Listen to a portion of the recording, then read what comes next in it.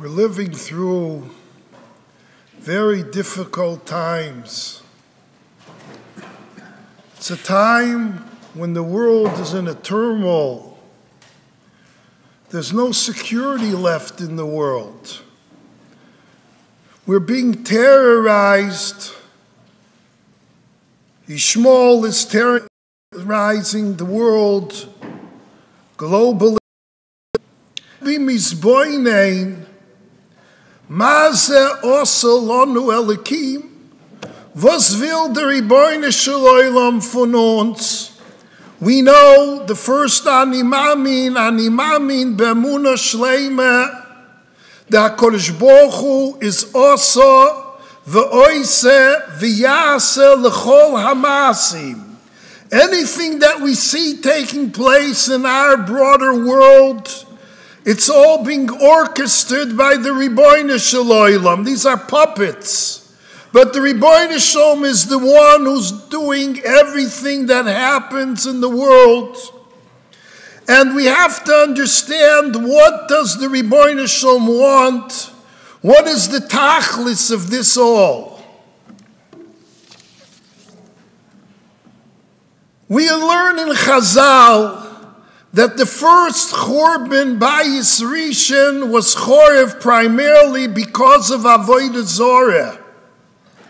The Gemara tells us in Sanhedrin, on the Pasuk of B'yoin Pokdi Upokaditi, that after 24 Deiros from the Chet Egel, the Chet of Avodah Zorah, the Ribono shel Olam was goyvem pereya that choiv. Bayis Rishon became Chorev Zokta Toras Chaim in Yenes Sugya, where the Gemara says that B'yoin Pokdi Upokaditi took place at the time of Churban Bayis Rishon, because we were oichzin Maase Aviseinu B'yodeinu. We continued in the ways of Klal Yisrael, and when we continue in those ways, we were punished, not for just for Avoniseinu nor Vavoinas Aviseinu. You learn through the Psukim in Yirmiyah, you see that the primary cause of the Churban was Avodah Zorah. But the emes is, it's not just Bayis Rishon that was Chorev on account of Avodah Zorah, nor even Bayis Sheni was also Chorev on account of Avodah Zorah. In the Psukim of Yirmiyah, it says that there'll be so much Avodah Zorah, there won't even be one area in Eretz Yisrael that they won't serve Avodah Zorah in. And the Psukim go on and enumerate all the different Avodah Zorahs that the Yidden were serving. And Ribono shel Olam said, I have to destroy my Beis HaMikdash. But then there's a little addition in the Pasuk. And the Pasuk says, Ki al api val chamosi hoysalir ir hazois lemin yoim asher bonu oisa. The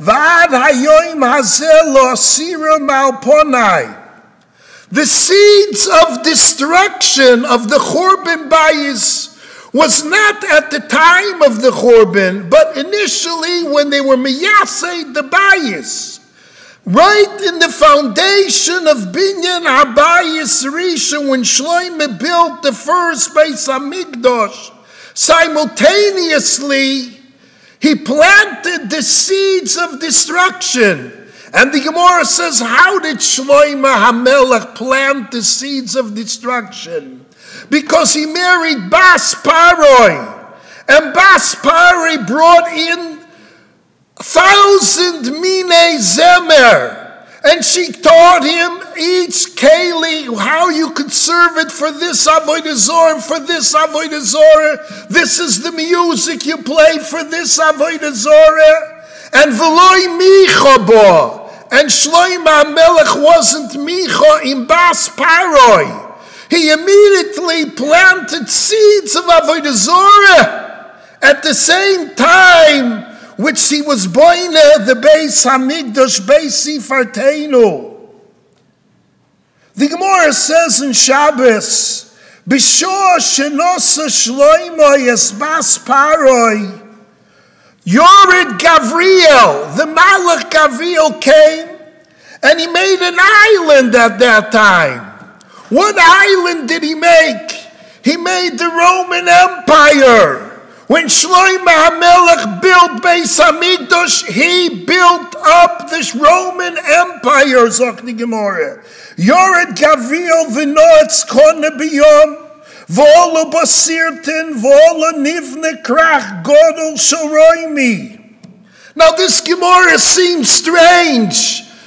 It doesn't say that he planted the seeds of destruction of Bayis Rishon, which was through Bovel, but rather Malchus Roimi. Malchus Roimi was the Malchus that destroyed Bayis Sheni. And the Gemara tells us at the time that Shlomo built the first Beis HaMikdash, he planted the seeds of destruction even for the second Beis HaMikdash, even for the Churban of Roimi. What is the meaning of that? The Gemara tells us in Yuma that in the beginning of Bayis Sheni, Anshe Knesset Agdoyle crowed out to the Ribono Shel Olam, and they said, Ribono Shel Olam, we're begging you, we're beseeching you, get rid of the Yetzer Hara of Avodah Zarah. It's too strong for us to combat that Yetzer Hara of Avodah Zarah. This Yetzer Hara of Avodah Zarah was Machriv the Beis HaMikdash. It killed out all the tzaddikim. It sent us in Golis. And it's still there. In the beginning of Bayis Sheni, the Yetzer Hara of Avodah Zarah is prevalent. And we're not going to be able to fight it. We're not going to be able to go against it. And we say to the Ribono Shel Olam, why did you give us this Yetzer Hara of Avodah Zarah? To get the schar of being koivish the Yetzer Hara, but loy hein v'loy schor, and Klal Yisrael cried out to the Ribono Shel Olam, Anshe Knesset Agdoyle. And the Ribono Shel Olam hearkened and listened to Klal Yisrael. And the Ribono Shel Olam said they fasted for 3 days and nights, that the Ribono Shel Olam should be moiser the Yetzer Hara of Avodah Zarah. They recognized a fiery lion going out of the base Kodshei HaKadoshim. And the Navi told him, you know what this symbolizes, that fiery lion that's running out of the Kodesh HaKadoshim? Hainu Yitzre D'Avodas Kechovim, that's the Yetzer Hara of Avodah Zarah that you see. And they went to grab hold of this fiery lion. And it says, but what happened was, Ishtamid Binisa Mimazye. There was one little hair that was left. They couldn't capture the whole lion. But one small hair of this lion got away from them, and they couldn't capture it b'shum oifen. They conquered the Yetzer Hara of Avodah Zarah, but it remained in the Chodesh Av is the lion. What does the lion signify? It signifies the lion of Avodah Zarah. The powerful Avodah Zarah. Avodah Zarah is so powerful that Yetzer Hara, it destroyed the Beis HaMikdash in that month in Av. Why Av? Because the mazel of Av is the Ari. The powerful Avodah Zarah. That destroyed Zokt Marsho Bayis Rishon. But let me quote you the Marsho. Mahayodua gam Bayis Sheni nechrev ba'ov mazel aryeh. The second Beis HaMikdash was also destroyed in Chodesh Av. The Chodesh which the mazel is aryeh. Al Yidei Malchus HaRishon, through the Malchus HaRishon of Malchus Roimi. Valpi Masha Omru, because Chazal taught us, Guloson B'Bayis Sheni Lohoiso Shleimo. When Klal Yisrael came back from the Golus, it really wasn't a true Geula when we came back in Bayesheni.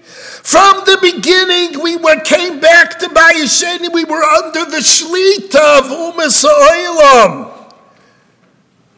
We were under the Parsim, we were under the Yevonim, and then the climax at the end of the Bayesheni, it was the Romans that we were under. We were Tachas Memsholas Haroimim. And Mashal says, V'hoya Churban Bayesheni, Gemar Shel Churban Bayis Rishon. Churban Bayesheni was the Gemar of the Bayis, of the Churban of Bayis Rishon. And this, the Mashal says, is Merumas in Almaris Bovel.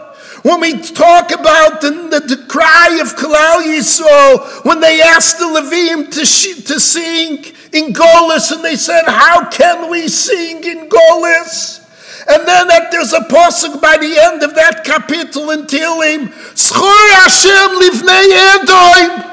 They start crying out to the Ribbono Shel Olam. Remember the Ribbono Shel Olam, you should remember Bnei Edom.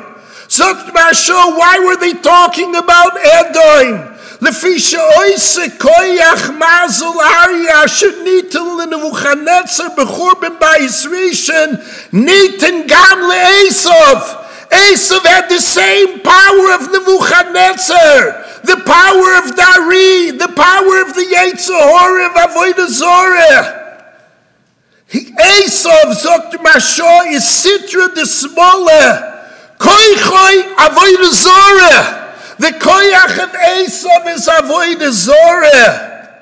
And that's why the second Beis Hamikdash, Dr. Mashal, was also destroyed in Chodesh Av. What was that hair? Dr. Mashal, that's the Har Seir. That's the Sawyer of Esav. What we couldn't do was we diminished the Yetzer Hara immensely. But there still was left over the Yetzer Hara of Seir.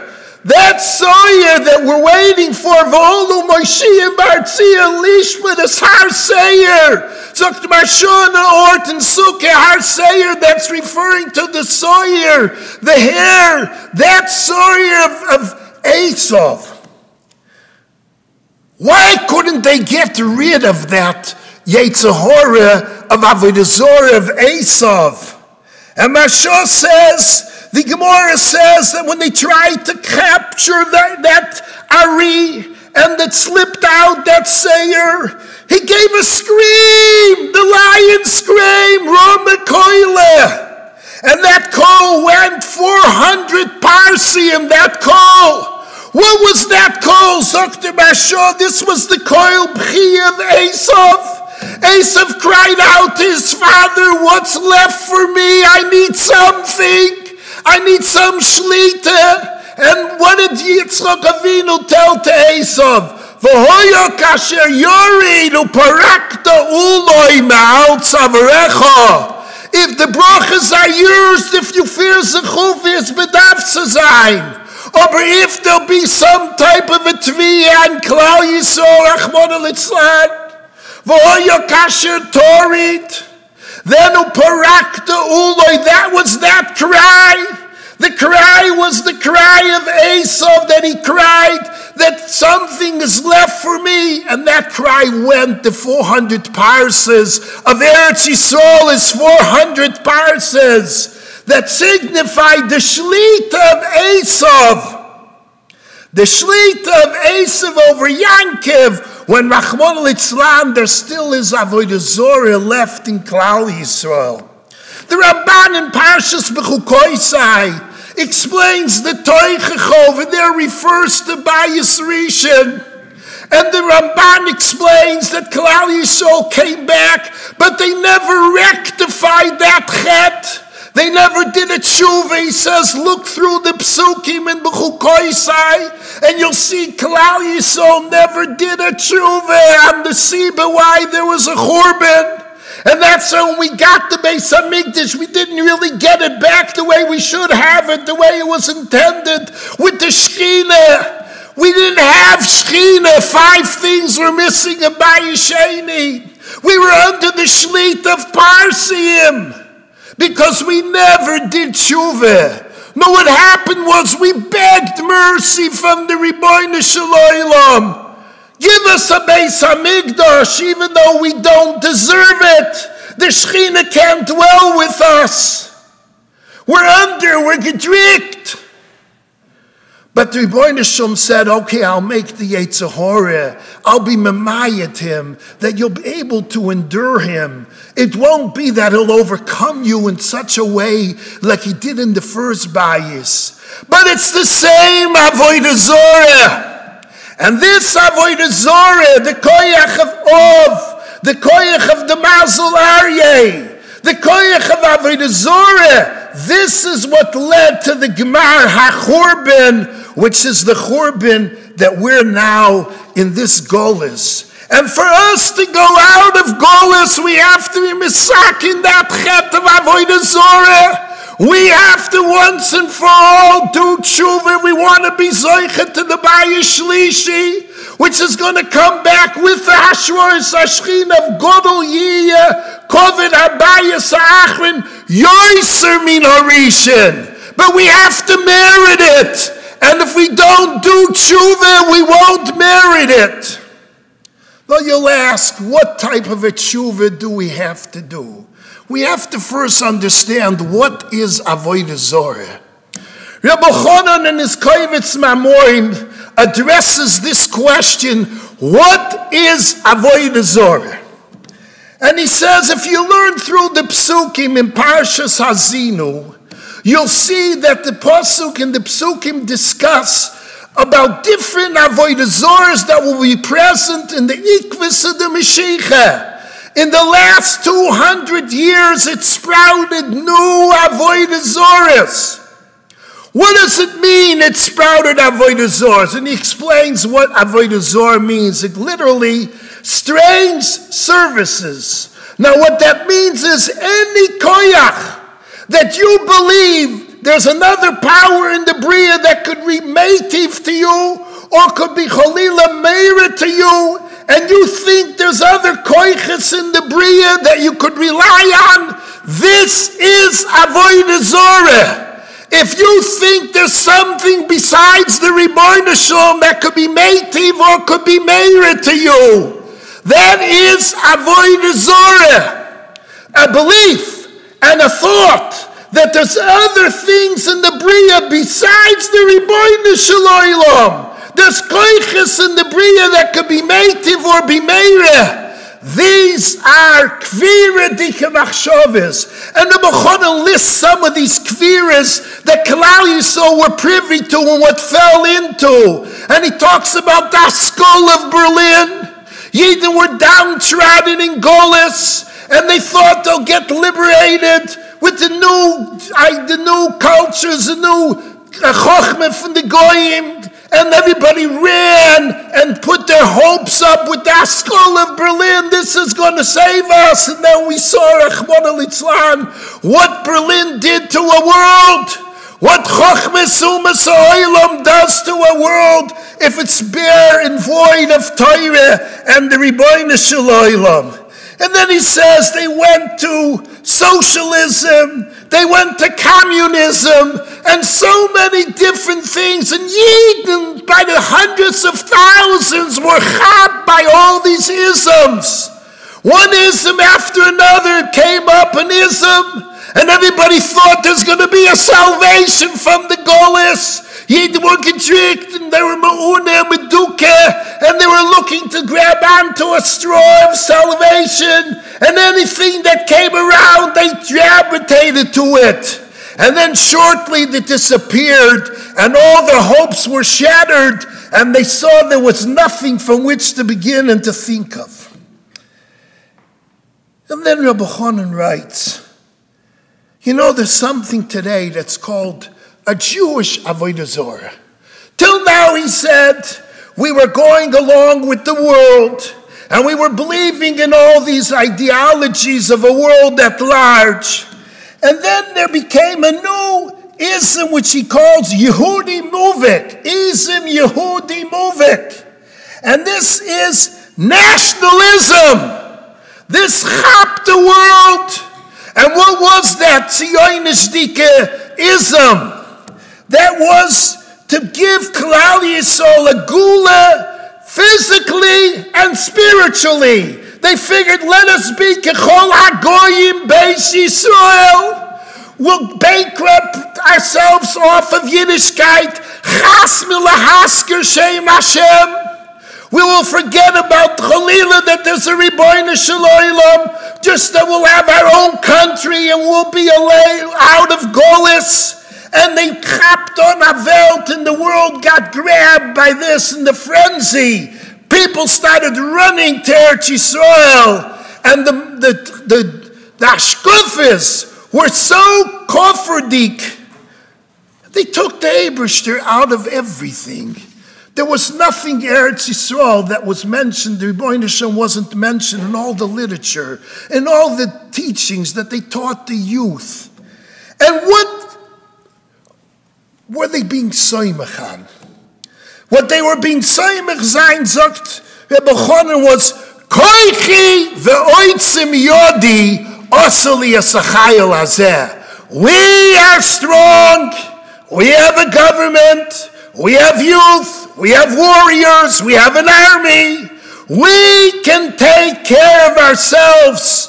This kvira of koichi v'oitzim yodi oseli asachayil hazeh is a Jewish avodah zorah. To believe in yourself, to think I'm a kol yochol, to rely on yourself and whatever you have to rely on. That is the avodah zorah that's prevalent today in the world at large, and especially in Eretz Yisrael, where over there the Medina is set up exactly on this kfira of koichi v'oitzim yodi oseli esachayil hazeh. And as long zok Rebbe Chonen that we're going to be moirid in the Ribono Shel Olam, and we're going to be toilet that we can take care of our own destiny, we'll never ever get to Geula. Geula is only as long as we come to eradicate avodah zorah. When we recognize that it's only the Ribono Shel Olam, ein oid milvadoi. There's no other koyach in the Bria oyser the Ribono Shel Olam. Now the Mishnah, end of Soita, enumerates all the difficulties that are going to happen in the Zeiten of Ikvus the Mashiach, how one thing is going to topple after another. Things that people were so secure in, and it's going to topple one after another, and the list is a very big list that's mentioned in the Mishnah of Soita, and it's also in Sanhedrin. And what is the idea, what the Mishnah is trying to bring out? Now, there's beautiful Mamorim of Rabbi Yeruchim, how he explains it, and he said it about 100 and some years ago.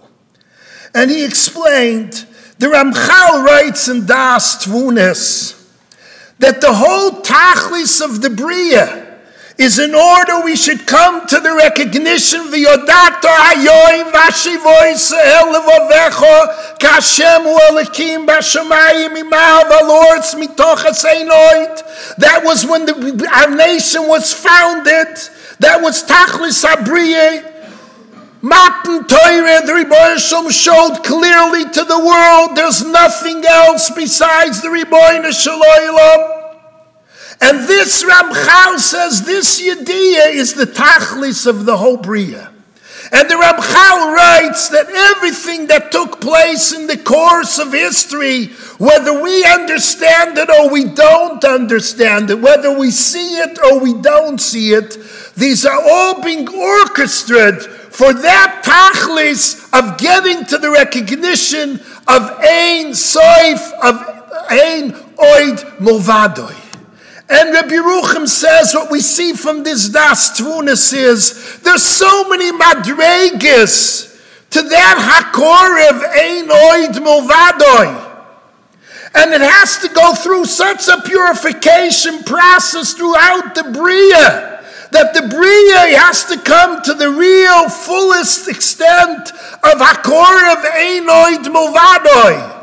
And as much as you have Emunah, but there's dargas in Emunah to get to the complete Emunah Shleima. The Rebbeinu Shalom has to orchestrate a whole process of how he does it. And Rabbi Yerucham writes, the tachlis of ikvus of the Mashiach is bechazdoi ubetuvoi of HaKadosh Baruch Hu. We on our own cannot get to that level that we have to get to recognize Einoid Movadoi. The Rebbeinu Shalom is going to have to take away from us all different things that people tend to be soymechan, that people rely on. And the Mishnah discusses gashmius things that people tend to believe they're secure. I have my money, I have my finances, and the Rebbeinu Shalom is going to shake that all up, Zok Rabbi Yerucham. And people are going to get shock waves on things that they think they could rely on. They're secure in their finances. Because the Rebbeinu Shalom doesn't want you to have anything to rely on. That you should recognize where your source of sustenance is coming from. Where your parnosa is coming from. When everything is good and everything goes regular, then you believe that I make my parnosa. I can rely on government funds. I can rely on this and I can rely on that. But the Rebbeinu Shalom shows you there's nothing that you can feel secure with, that you have your financial situation set up properly. The Mishnah discusses, he says, things that people have always believed that we can rely on that. We're going at Kufa with the Mishnah Rechenzois and we're seeing it. Ben Menavel of children are spitting at their parents. They're Menavel their parents. Bas Kome Be'imor. Kala Bechamoisa. Kala in her schwigger. Oy Veish Anshe Beisoi. Your family, your parents. Who wouldn't rely on his parents? It was a normal zach. Everybody was batuach with parents. There's a maimer hachochim. One parent can take care of 10 children, and 10 children can't take care of one parent. There's a koyach of an av, and it's a samchis, and it's something to rely on. But the Rebbeinu Shalom wants to get to the realization that even though there is something to rely on, but recognize it's only because that's my rotzen. But there's really only one thing to rely. So the Rebbeinu Shalom makes our world a world of turmoil. There's the family the foundations of a family are so shaky today. There's no yisoid. The Rebbeinu Shalom is doing it to uproot the samchis of a family, a samchis of an av. In Inyoni Ruchnius, the Rebbeinu Shalom Zokter wants to show us that there's nothing we can be saimach on. The Torah tells us in Dvorim, Al toimar b'tzidkosi hevi'ani Hashem. Don't think that if you're going to be a shomer Torah u'mitzvahs, you're guaranteed everything is going to be great. And Zok Rabbi Yerucham, what does that mean, al toimer b'tzidkosi? Don't we know that we can rely on Torah u'mitzvahs? This is the parsha b'chikoisai. Im b'chukoisai teilechu v'nosati gishmechem, and I'll give you sholem and I'll give you broche. Everything is verbunden with the fact if we keep the Torah and the mitzvahs. But Rabbi Yerucham says the Rebbeinu Shalom wants to teach us a lesson.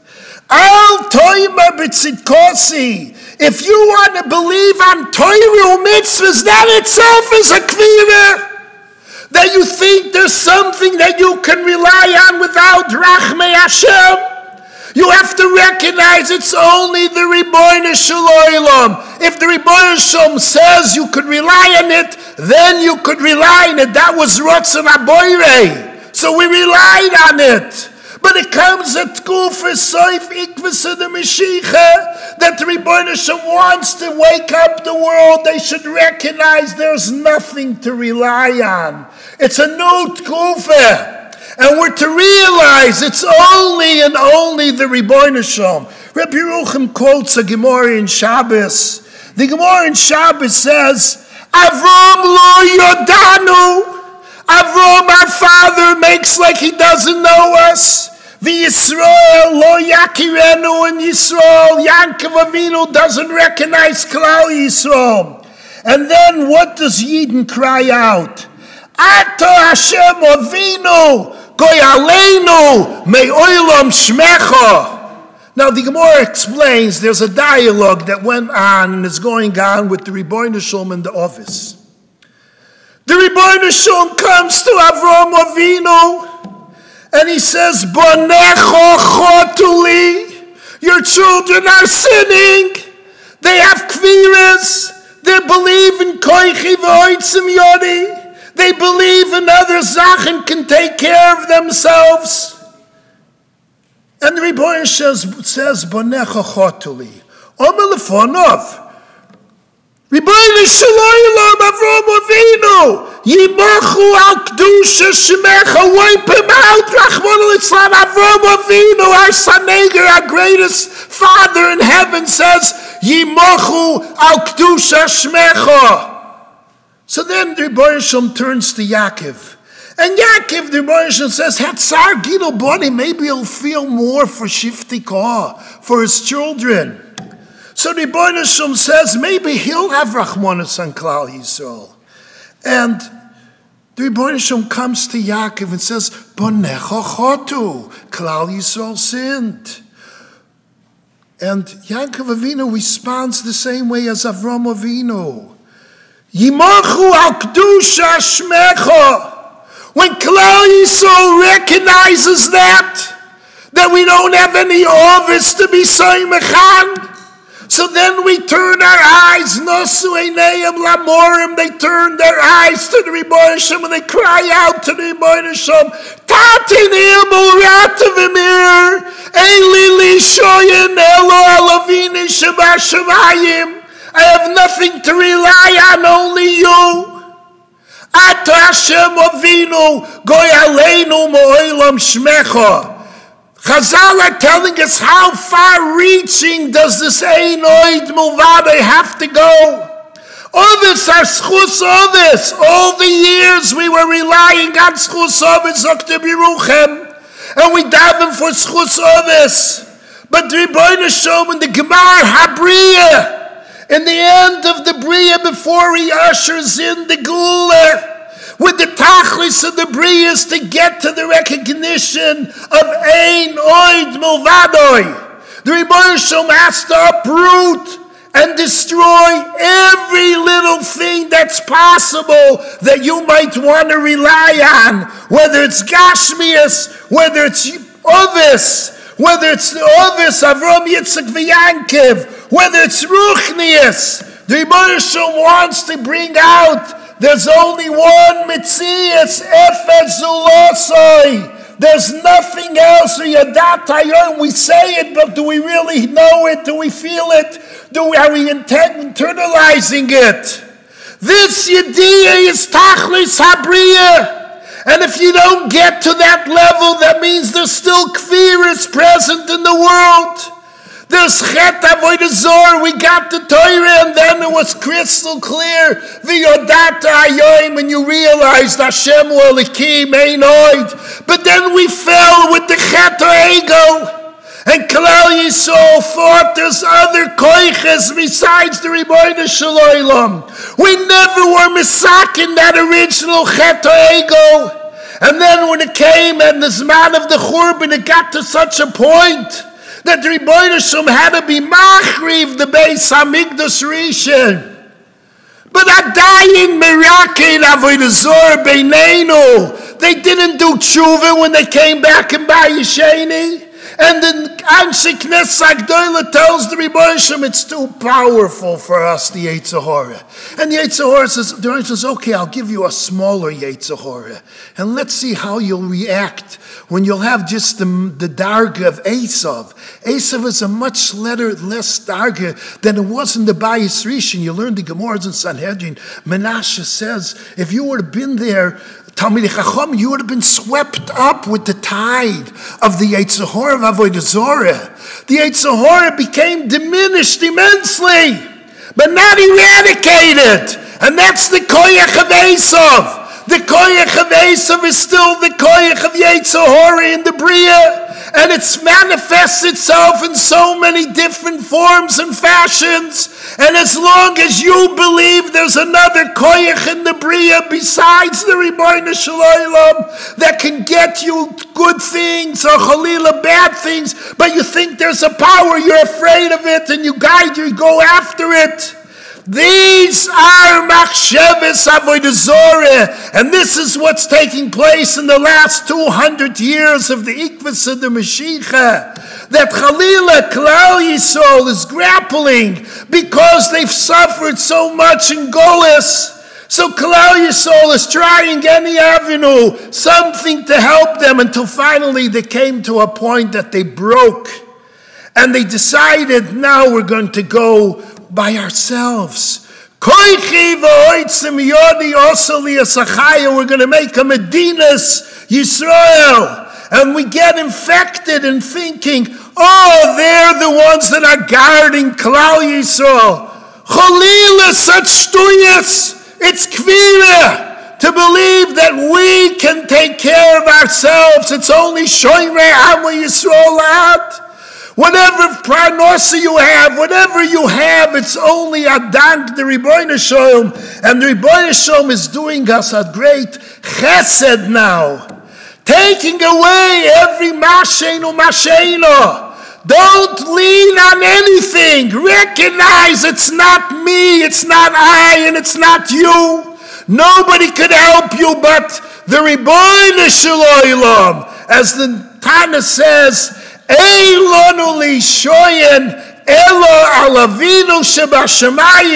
Ribono Shel Olam is orchestrating this all. Why? Because when you're comfortable, you think that Baruch Hashem, I'm set. I have what I need, and I can take care, and I don't need Rachmana litzlan, the Ribono Shel Olam, of yeder shrit and treat.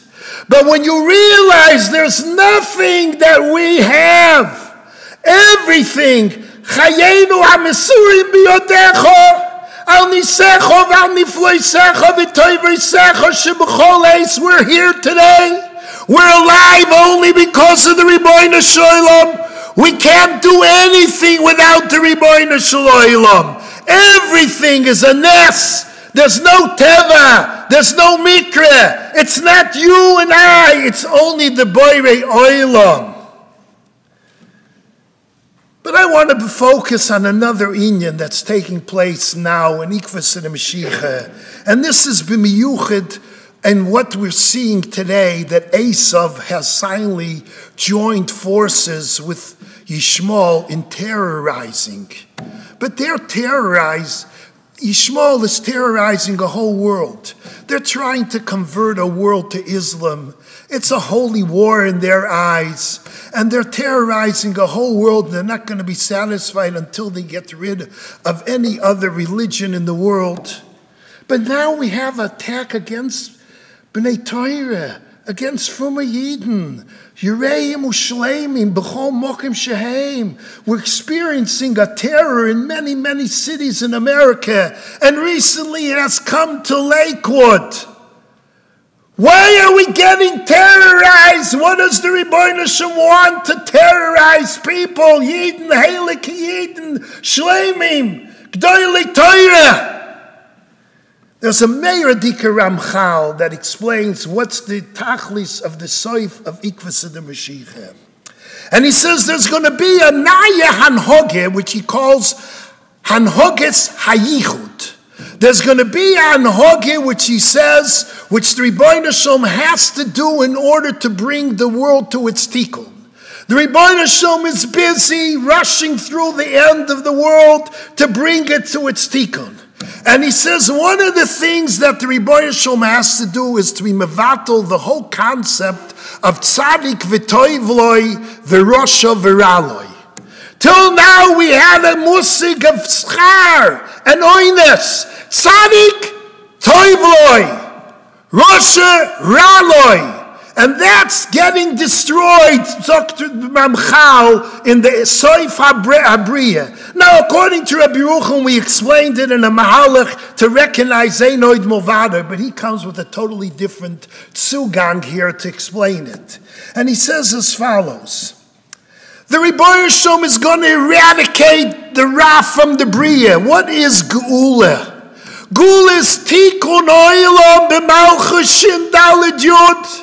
We say it in our davenings in Rosh Hashanah, v'chol harisha kula ka'oshun tichla, ki saver memshel zodein min haaretz, v'sim lo chato Hashem levadcho. You yourself will only be the melech. There won't be anything besides that. And Ramchal writes, when it's a matzav of tzaddik v'toivloi urosha v'raloi, so it looks like there's some justice to the Ra in the Briya. The Rasha is getting punished from Ra. The Tzaddik, he's getting Toiv. So, Dr. Biruch, Dr. Amchal, as long as the Anhogi in the Briya is Tzaddik v'toivloi v'rosha v'raloi, nobody perceives what's wrong with the Ra. Why do we have to eradicate the Ra from the Briya? It seems like it's a good thing in the Briya. The Briya should be there with Toiv and Ra. And the answer is that we are exposing what the Ra is really all about. The Ra wants to take over the world. The world wants to destroy the world. The Rebbeinu Shalom governs it in the way he wants to govern it. And calls man, the Rebbeinu Shalom set up a Briya of tzaddik v'toivloi v'rosha v'raloi. So then, that's the way the world exists. But when the Rebbeinu Shalom wants to eradicate the Ra from the Briya, and to show that the Ra is truly without the Rebbeinu Shalom, the Rebbeinu Shalom lets the Ra loose. And he lets it loose that you should really see what Ra is really all about. Look at that Rav, what Yishmael looked like when you let it loose. Look what Esav looks like when you let it loose. Ra betachlis hara. So Ramchal writes as follows. When the Rebbeinu Shalom wants to bring the tikkun that the world should only be a world of kulei toiv, the Rebbeinu Shalom has to expose how the Ra is so Ra b'sharoshoi that he has to get rid of the Ra. And he says this is a new hanhogya, which is not lefi the seder of the hanhogya of the way the world was running till now. Now Zokter, the Rebbeinu Shalom has to leave the Ra, control the toiv. Not because that's the midas, that's the way it should be, al pidin. Nor hashor tzricha lekach. And he says as follows, that in this man, when the Rebbeinu Shalom lets the Ra have such a shlita on the world, loidai that the schus of the tzaddik won't baishte him, and won't let him be nitzel. Ali Rabbe, the Rebbeinu Shalom wants him to chap tzaddikim. That's good for what he wants. That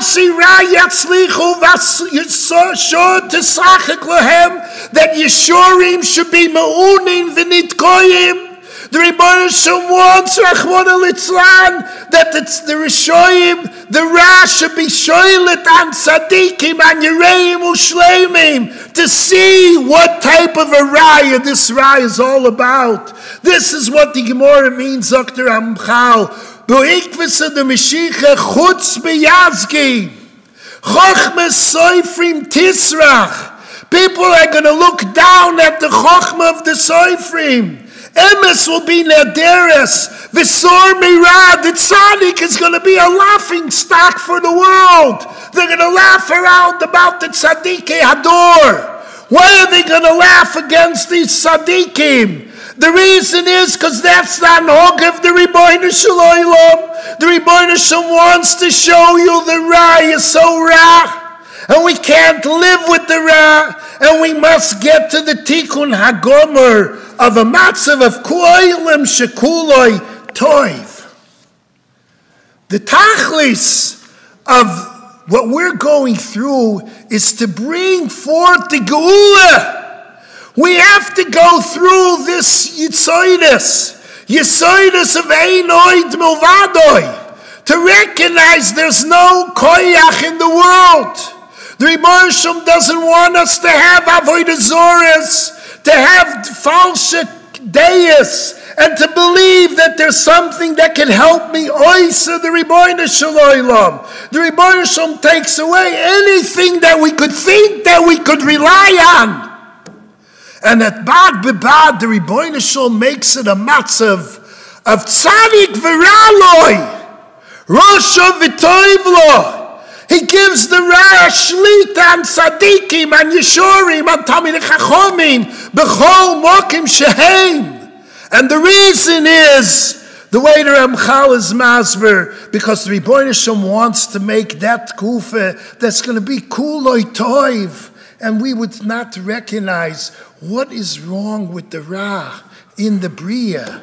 The Ribono Shel Olam has to show us what the Ra be'emes is. And this is what's going to bring the Gula Be'ezer Hashem Yisborach. Let us be mischazik together in our Emunah B'Hashem. We're standing now in the Zman of Churban. The Churban came to Li B'Avodah Zorah, both Botei Migdash, and this is the Koyach of Esav. And this is the Olu Moshe and Bar Tzion Lishma, this Har Seir. We want to get rid of that Seir, that small avodah zoros, those different avodah zoros that are present still in the world. All these false beliefs and koichis, koichi voitzim yodi, and whatever ideology came up. All these are treif v'chazer. These are kvira. We have to recognize that we have to realize ein oid milvadoi. We have to strengthen our tefillas and our emunah b'Hashem. We have to daven to Ribono Shel Olam. Ribono Shel Olam makes a shake up in the world that we should cry out to Him. But how do we cry out to Him? Just by saying a kapitel and saying it and that's it? Or dahiring, coming to the realization and to the feeling of Ein oid milvadoi. That's what the Ribono Shel Olam wants, a tikkun in our emunah, to get to the emunah shleima of hu levadoi osa v'oise v'yase l'chol hamasim. Realizing that the bria is not in its tikkun. The world has to get to that point. If we will become nisoyer, if we will be mechazik ourselves with our emunah, and we have another tviyah, Rachmana litzlan, we're not mitzapel for the gula. To get to gula, Chazal tell us we have to be mechakeloi. We have to be mitzapel for the Yeshua. We have to look forward from the days that will be kuloi toiv. Days that will be kedusha dikatag, ruchnias dikatag. This is what we have to be fanomen and ikvasa de Mashiach. A tzviyah for geula. We have to daven, zok the Chafetz Chaim, and those chalokim and shmoinesi with more kavonah. For the Yerushalayim ircha berachmim toshuv, binyan abayis, yirotzen sheyibona beis hamikdash, v'sechazeno eineinu. We have to be mechakel mitzapel legula for the gula to take place. But we have to strengthen in Yisrael nigolim, state medrash, ela b'schus emunah. When we will get to that emunah shleima of recognizing that everything is from the Ribono Shel Olam, when we will realize that the Ribono Shel Olam is doing this machmas is miras hachesed, the Ribono Shel Olam is helping us, kinderlach, I'm begging of you, I'm doing everything, just like I got rid of the Yetzer Hara of Avodah Zorah in the Churban beginning of Bayis Sheni. Now at the Soif of Ikvasicha, the Bereshim's also getting rid of Yetzer Haras of Avodah Zorah. The Bereshim is taking away many Avodah Zorahs that people could think and rely on. And he leaves us a little sayer left. Ribono Shel Olam, don't get mistaken and think we can take care of our Hasidus. When we will recognize that this is all the koyach of the Yetzer Hara of Seir, of Avodah Zorah, of Esav, that's lending us into these false ideologies, then we will be Zoicha B'Korv to be as Mashiach Tzidkeinu B'Mheira V'Yameinu.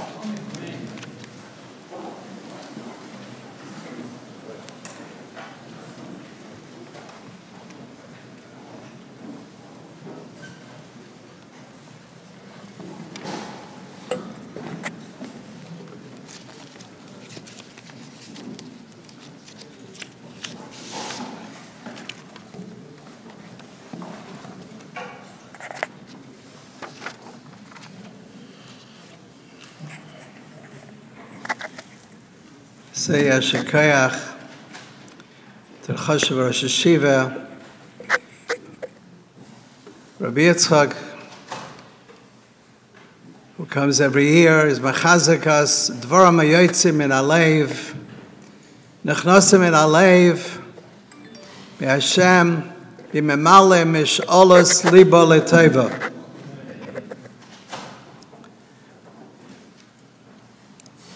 Bershus,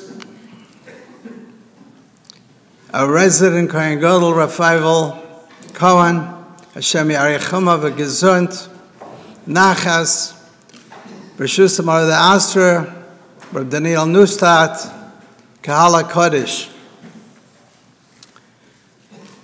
A week ago, Shabbos, an Arab terrorist came into a house that was celebrating a Shalom Zacher, a Pere Adam,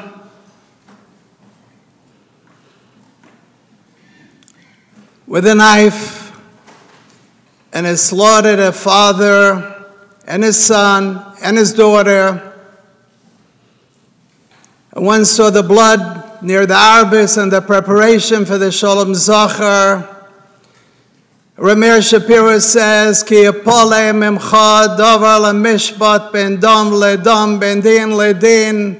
What a pele it is, Ribono Shel Olam says, Oisa ve'es benola tishchatu b'yom echad, you can't even slaughter an animal, a father and his son. Here you have a father and his son and a daughter celebrating a simcha. Yapole mimcha. And he says, Divrei Rivais V'Sharecha, because of the Chorban Beis HaMikdash. Divrei Rivais V'Sharecha, that their sin is chinam. And the Yavis says, we always refer to this Yavis on Tisha B'Av, El Mole Lo Haya Avon Ze Beyadav, Beyadenu, if we only had this one Aveira and nothing else, Shen Ono Mis'avelam Al Yerushalayim Karoi,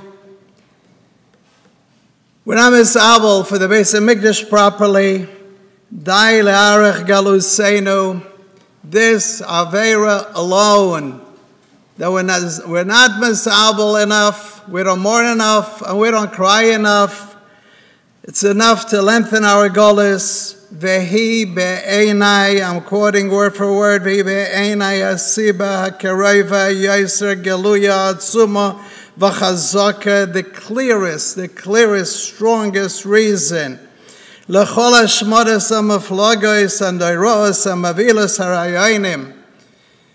All the pogroms and all the tzaras throughout the Dairis, Asher Masanu Begalus Bechol Mekimos Bezureinu, Also vareinu nerdafnu, lohunachlanu largia bagoyim. Aim shefloiseinu anyenu rodenu, we didn't relax. One tzara after another. What's the reason for the tzara? Lefi sheyotza ha'evel azu milabenu. This avelus is outside of our hearts. B'yosim shekim be'eretz lo'alanu. We're relaxing in a land that's not ours. Shachachnu es Yerushalayim v'lo alsa lebeinu. We forgot Yerushalayim. It's not on our heart. And therefore, Akain kameis melev nishkachnu. We were forgotten like a mace. We forgot Yerushalayim. Hashem forgot us.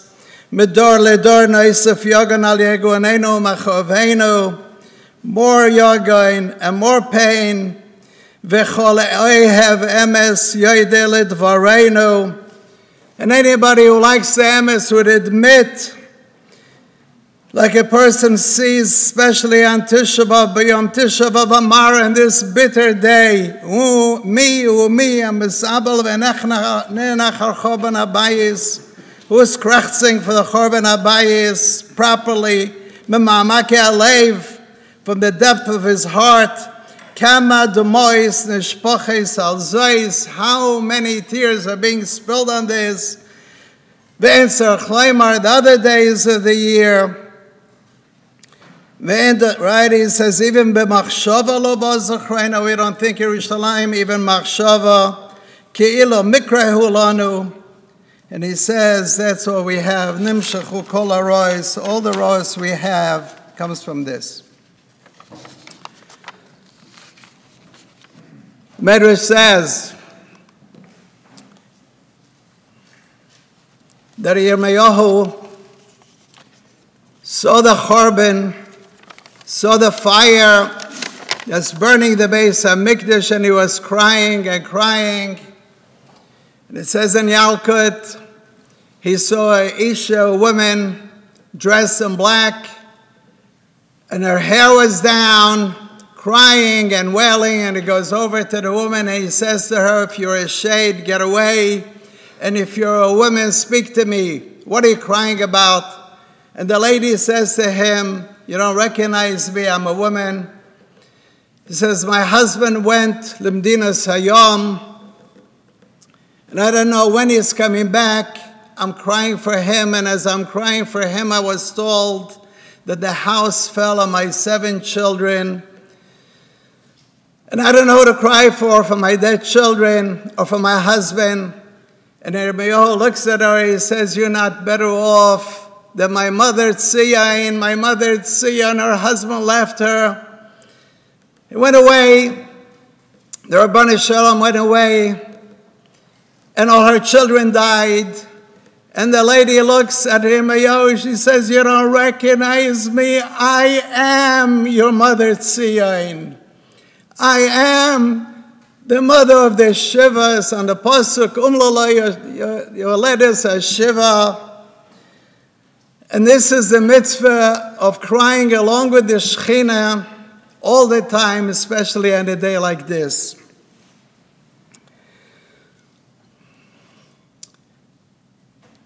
And if the Avis says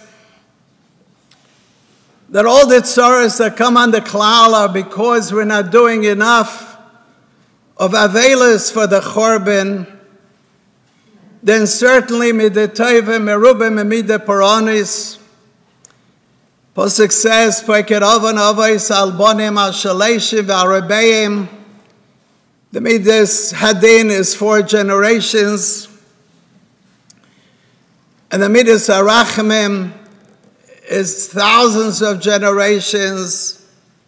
Miyot rabim shnayim oiseh chesed la'alofim, and therefore that we are misabel, and if we do cry, and we don't let Tisha B'Av end, and we forget about our job, and we continue through Shiva Denechamte, through the Yomim Noroim, through the day that we bang the Arav, and say, Kol Mevaser, Mevaser Ve'omer.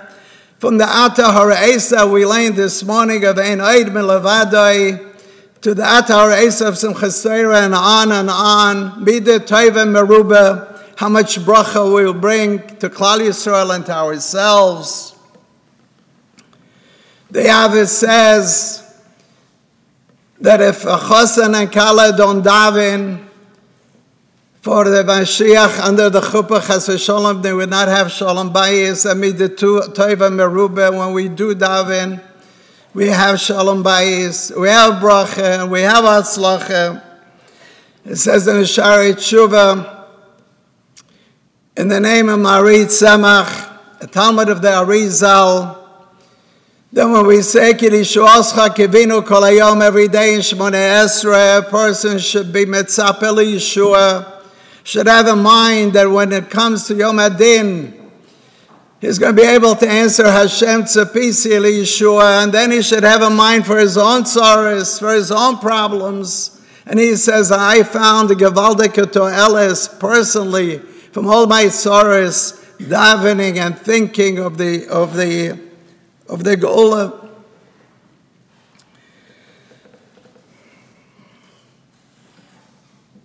I saw in his Sefer, there was an Alter Yid who had 3 sons who lived out of town, in different towns. And he decided one day, took a train, and he came unexpectedly to his oldest son. And the Einiklach was so happy to see the Zayda. They welcomed him. They invited him to his Suda. And at the end of the Suda, the father motions to his son, I want to talk to you privately. They go to a side room, and the father tells his son, he says, you know, I'm getting on in years, and everyone has to prepare for Olam Haba.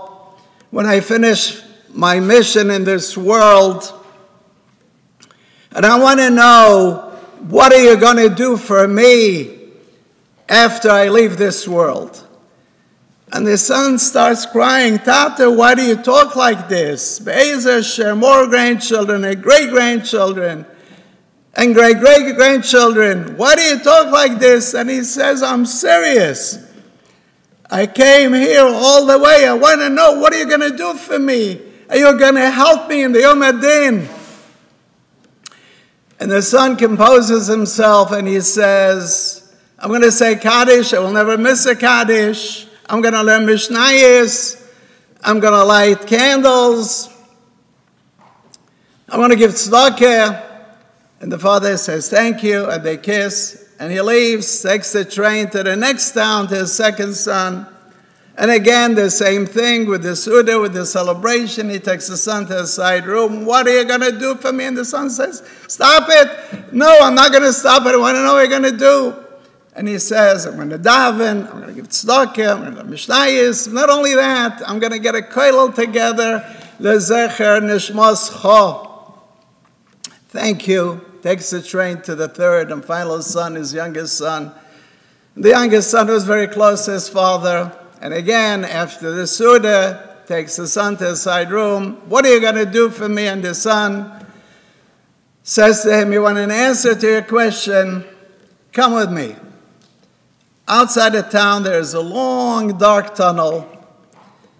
I'll give you an answer in the tunnel. He says, I'm going to take candles with me. Take candles with you because it's dark. And in the tunnel, I'll be able to give you the proper answer. Father doesn't know what the son means. He says, well, my son has candles, I don't need candles. And the son goes, and they go through this tunnel, a long tunnel, and they're in the middle of the tunnel.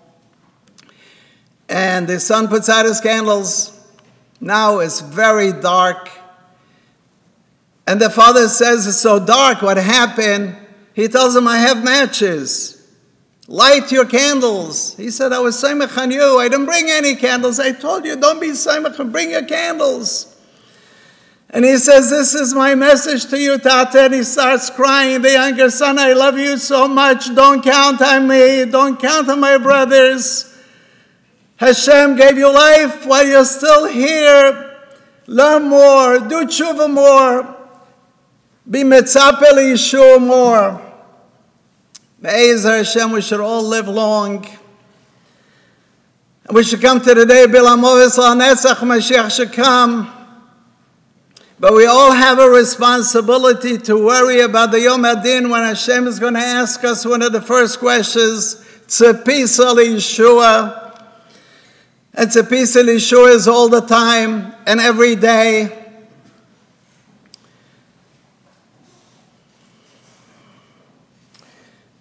I saw a shmooze from Rav Nosson Alav Shalom, the Mashgiach of Lakewood, Rav Nosson Bachweigel. I've had this chus of having him in my house on Tisha B'Av. When he broke the tainus in my house, he lived Mashiach, he dreamt Mashiach, he spoke about Mashiach. And for some 20 years, I've been hearing something that bothered me so much. And finally, I saw that Rab Nosson spoke about it 44 years ago here in Lakewood. And Hashem should help me have the right words to bring out this major impediment for Tzepisa Yeshua. I believe it's something that's ma'akiv Mashiach from coming. There's a Fruma Yetzer Hara. And I hear it regularly from Bochum, where I taught in the Beis Medrash, seminary girls, regularly, so much so that I got all the teachers in the Deal Yeshiva together a few years back, and I spoke to them about it. Please don't give over this message. It's a major mistake. And Baruch Hashem, I see that Rav Nosson gave a shmuz about it 44 years ago, and his lashon is Harbe Bechurei Yeshiva Chayshve Ma'as Mamle Lamdonim. A lot of Bochurim, they think they're Lamdonim, and they have, he says, a to'us gomor, a definite, a full to'us. They're afraid of Mashiach. They're afraid of Mashiach. I grew up in Syria, we dreamt of Mashiach. The Arabs burnt down our shuls, our Sefer Torah. I used to cry at night. And daven to Hashem, get us out of Syria and bring Mashiach. Tisha B'Av, we covered the Sefer Torah in black. Beis Yosef says that there was a minhag of putting a Sefer Torah on the floor on Tisha B'Av. Tisha B'Av was real. We dreamt of Mashiach. They scared us when they told us the Reishus Chochmah and Gehenim. But one rarely hears a Gehenim, and I heard it. I hope not too many other people heard it. I heard it so much. The people are afraid of Mashiach. How are you afraid of Mashiach? Well, as Rav Nosson brings out, they said when Mashiach comes, we're not going to be able to do tshuva anymore. There's going to be no more Yetzer Hara. Yomim Shem Baim Chayfetz. That's one. And number two, Amen Shefel HaMadrege, who am I? We got Anova, such an Anova. And as a result, I'm not going to make it to Mashiach. So I tell the seminary girls, if you're not going to be there, Mashiach, who's going to be there? Who's going to be there? The women of the wall, the Reform, the Conservatives, who's going to be there? Which yid going to live if the seminary girls are not going to be there?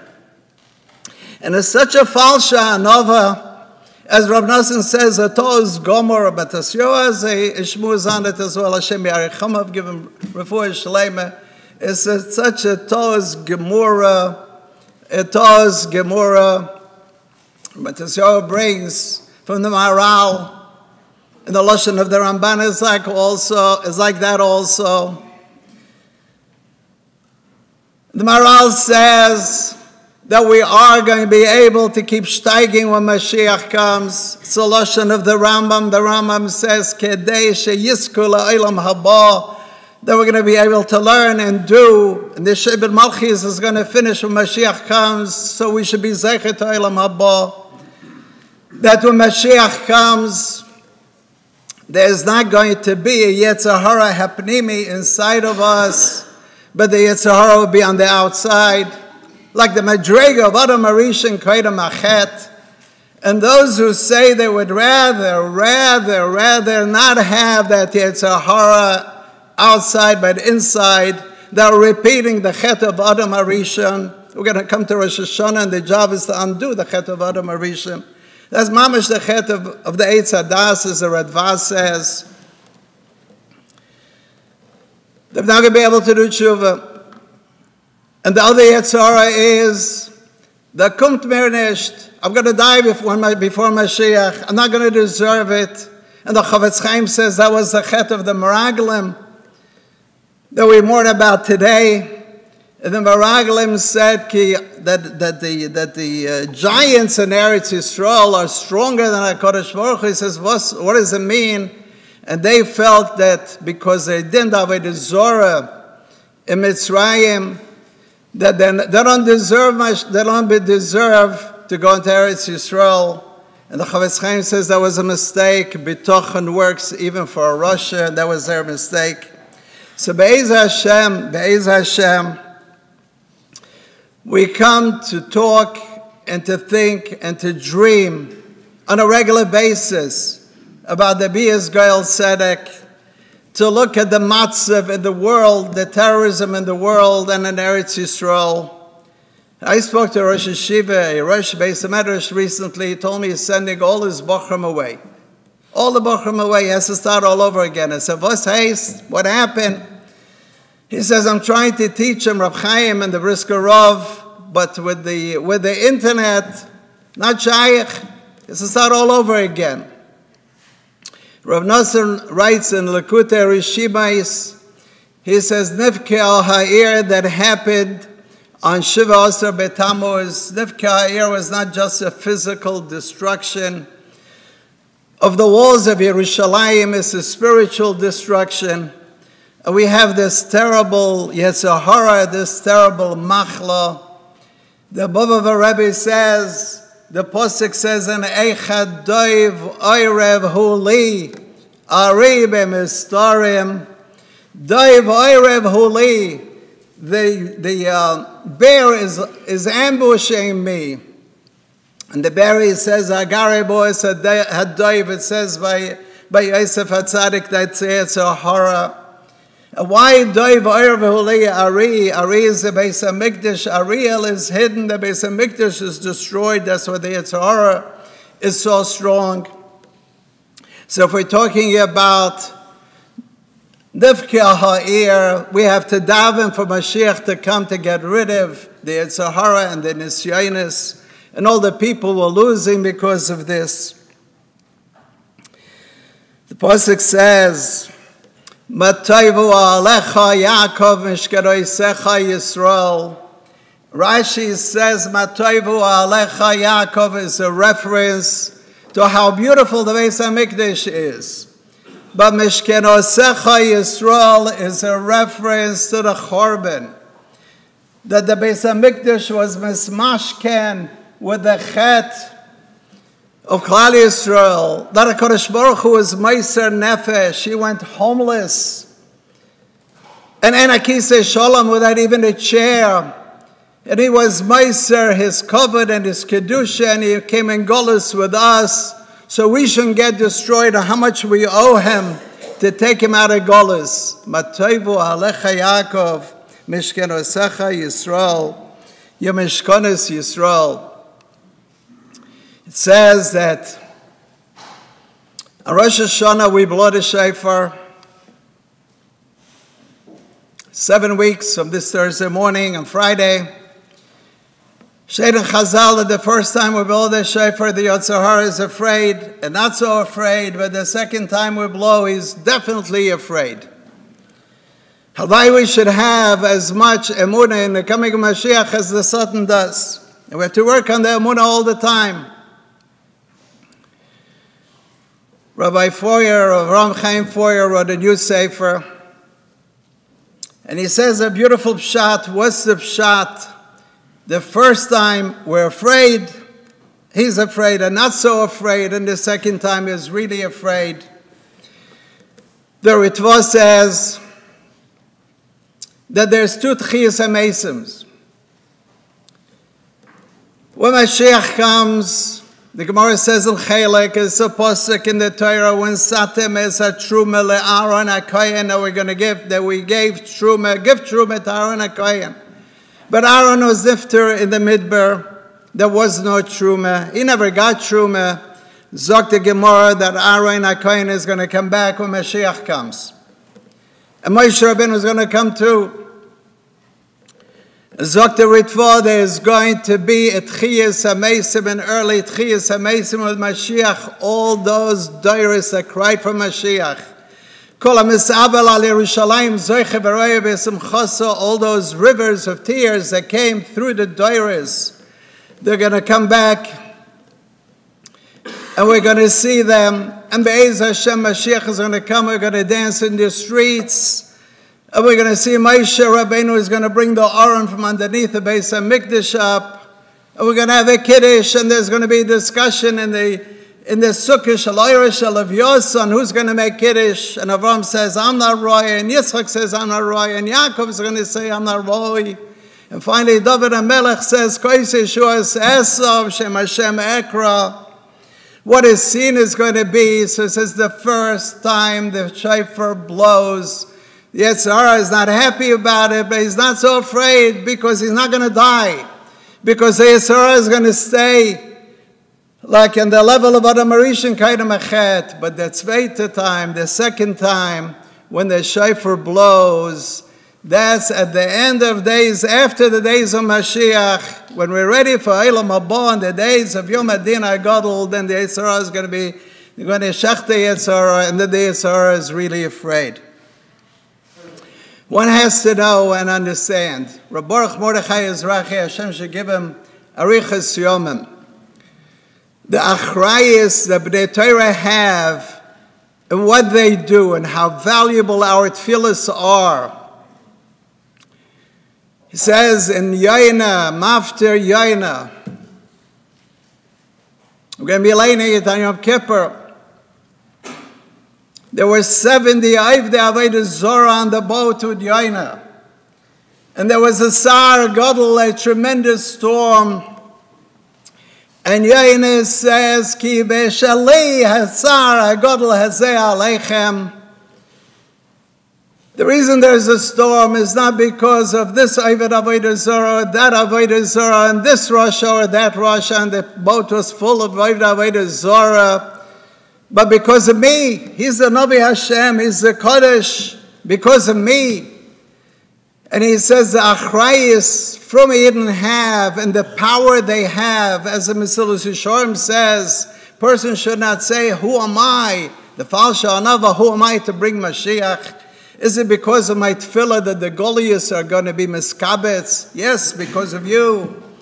The person should say, B'shvili Nivra Eilam, there were so many tears that were spilled, and HaKadosh Baruch Hu counts the tears, and He has them in His barrel.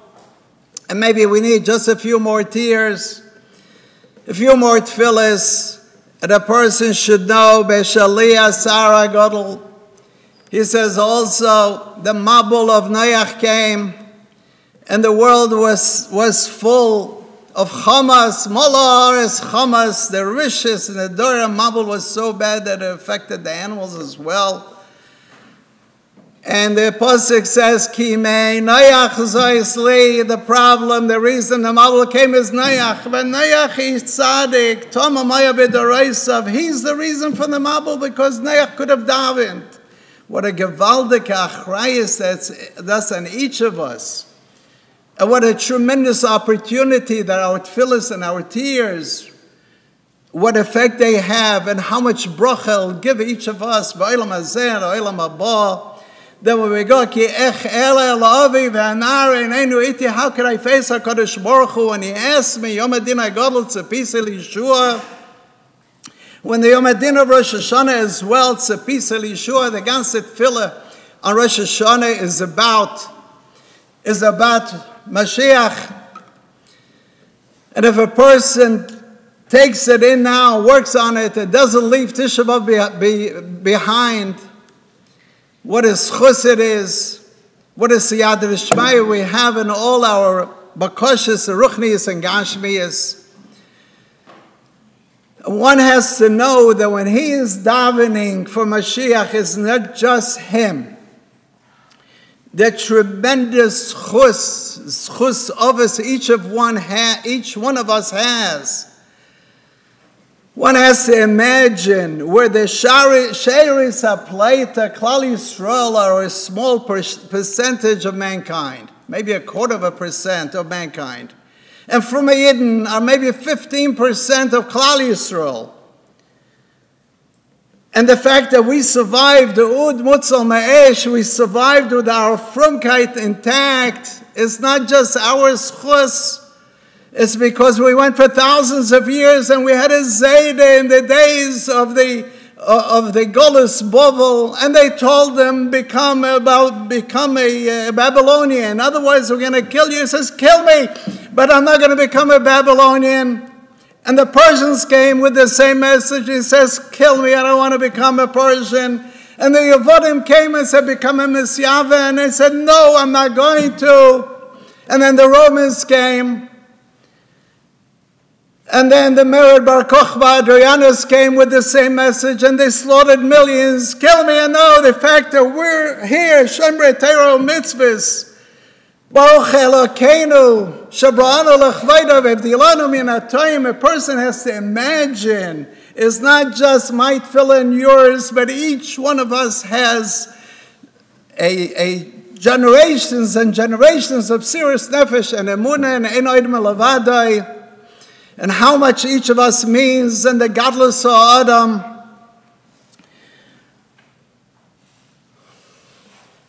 The tefillah for Mashiach, there's 6 brachas in every Shmoneh Esrei.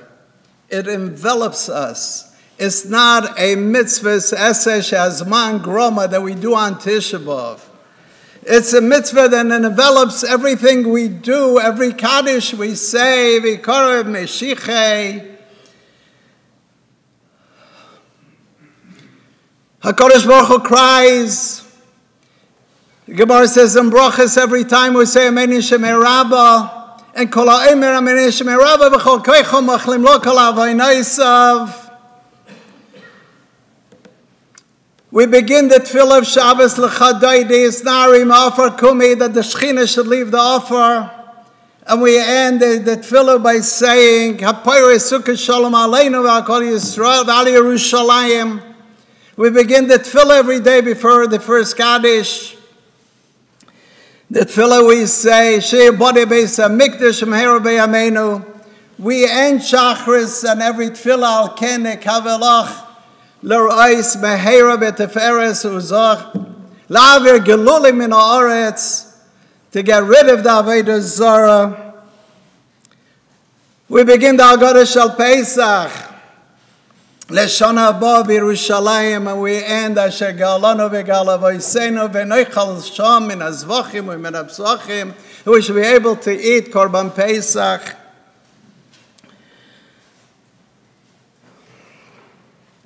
The Tefillah Rosh Chodesh, Mizbeach Chadash B'Tzi Ayin Tochin Ve'olos Rosh Chodesh Na'alei Olav U'Ba'avodas Beis HaMikdash Nismach Koleinu.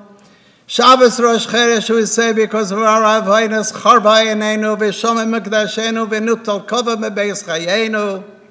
That's the Tefillah Rosh Chodesh. Be'ez Hashem, we're going to make a Birkas HaLavana, a Kiddush Lavana. Shegam hem atirim this Chodesh Kemoisa David Melech Yisrael Chai V'Kayim. Tefillah for Mashiach is not as man groma. The tefillah for Mashiach is Yiddishkeit, and it's something we have to do.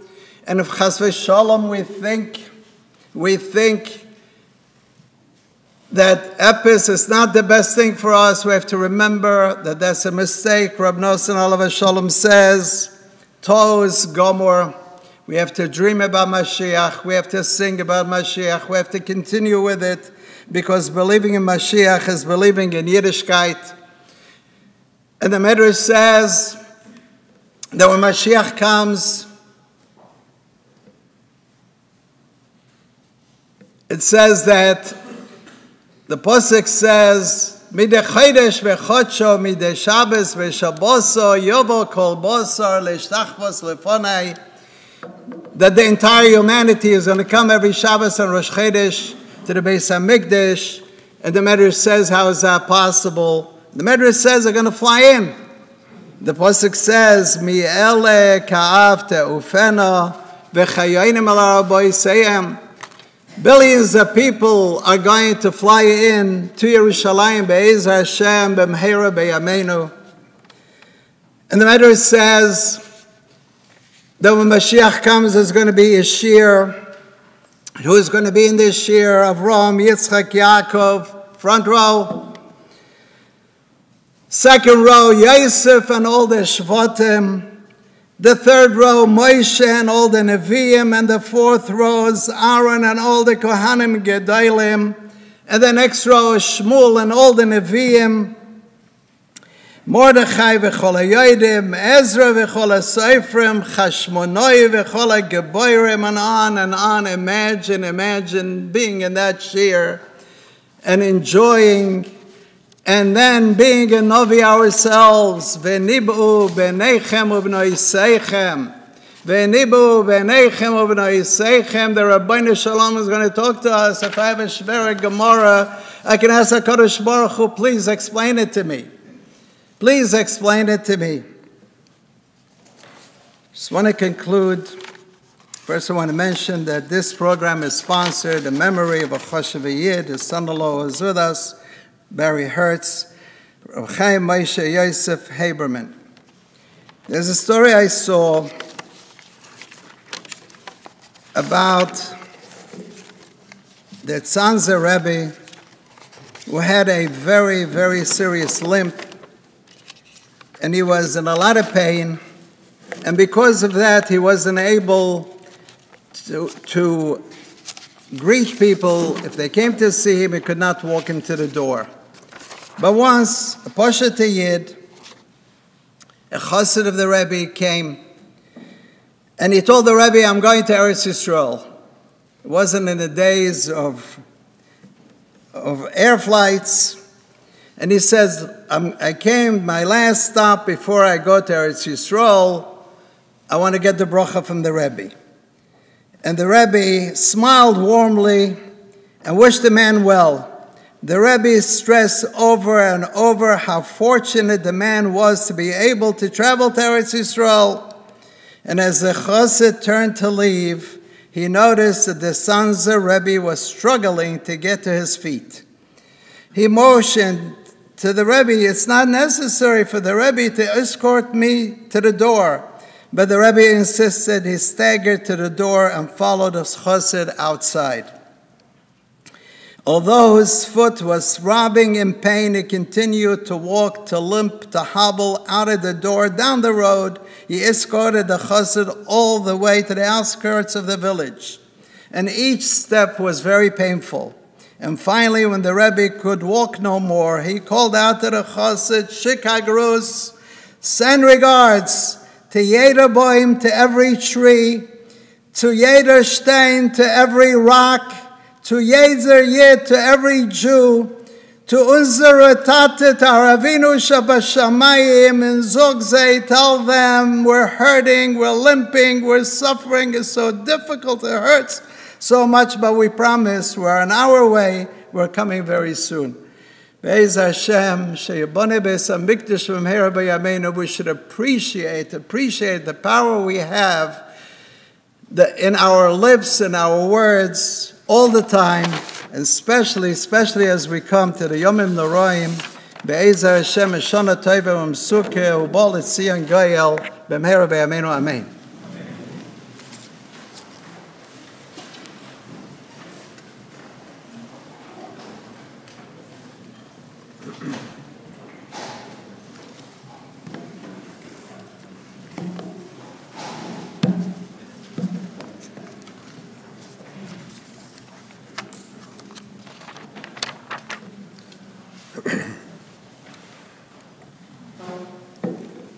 It is generally assumed and understood, based on the Gemara that the Rosh Yeshiva mentioned before, that the primary chatoim that led to the Churban Bayis Rishon, Avodah Zarah, Gilui Arayos, Shvichas Damim, basically averos that have to do with Ben Adam L'Makom. Whereas Churban Bayis Sheni, the Gemara says, has to do with the breakdown between Ben Adam and Chaveroi. And a lot of Mefarshim explain why the Beis HaMikdash Rishon was like this and the Beis HaMikdash Sheni was like that.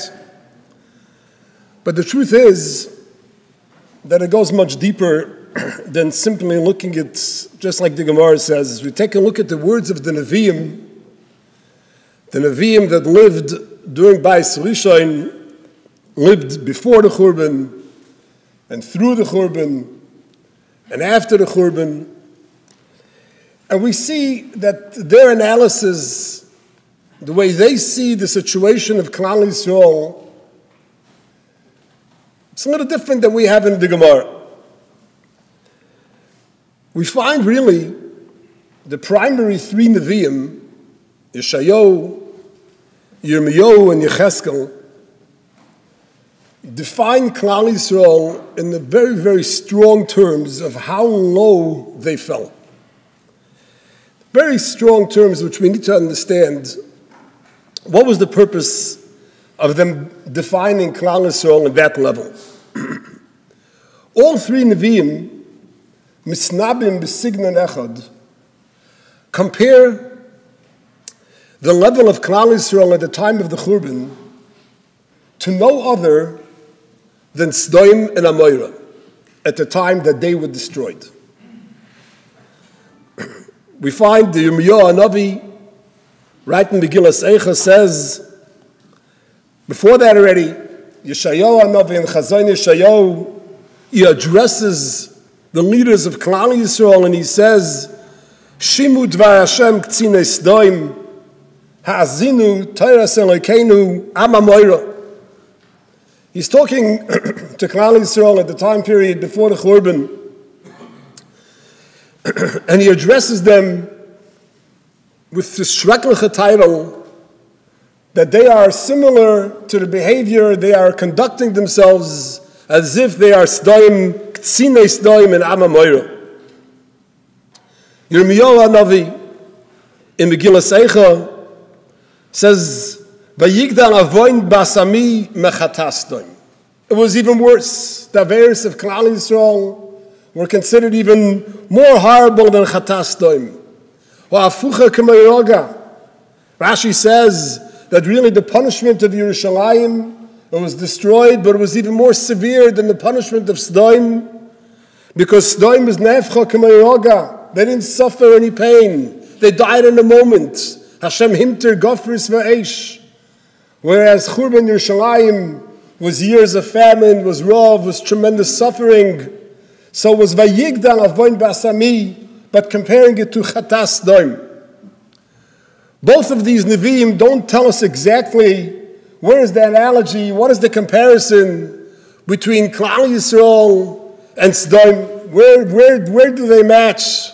Where is the point that they're equal to?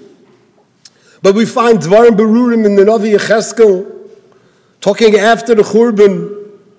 He says very clearly, Hine zeh hoya avoin Sdoim achoisech. Klal Yisrael is sister cities with Sdoim. You're similar to Sdoim. Go'oin sivas lechem. Just like Sdoim, you had comfort, you had wealth, you were satiated, you had enough to have for yourselves. Aber yad ani ve'evyon lo hichzika. But the poor amongst you, the people who had less, who weren't able to have what you had, you didn't support them. The Radak says,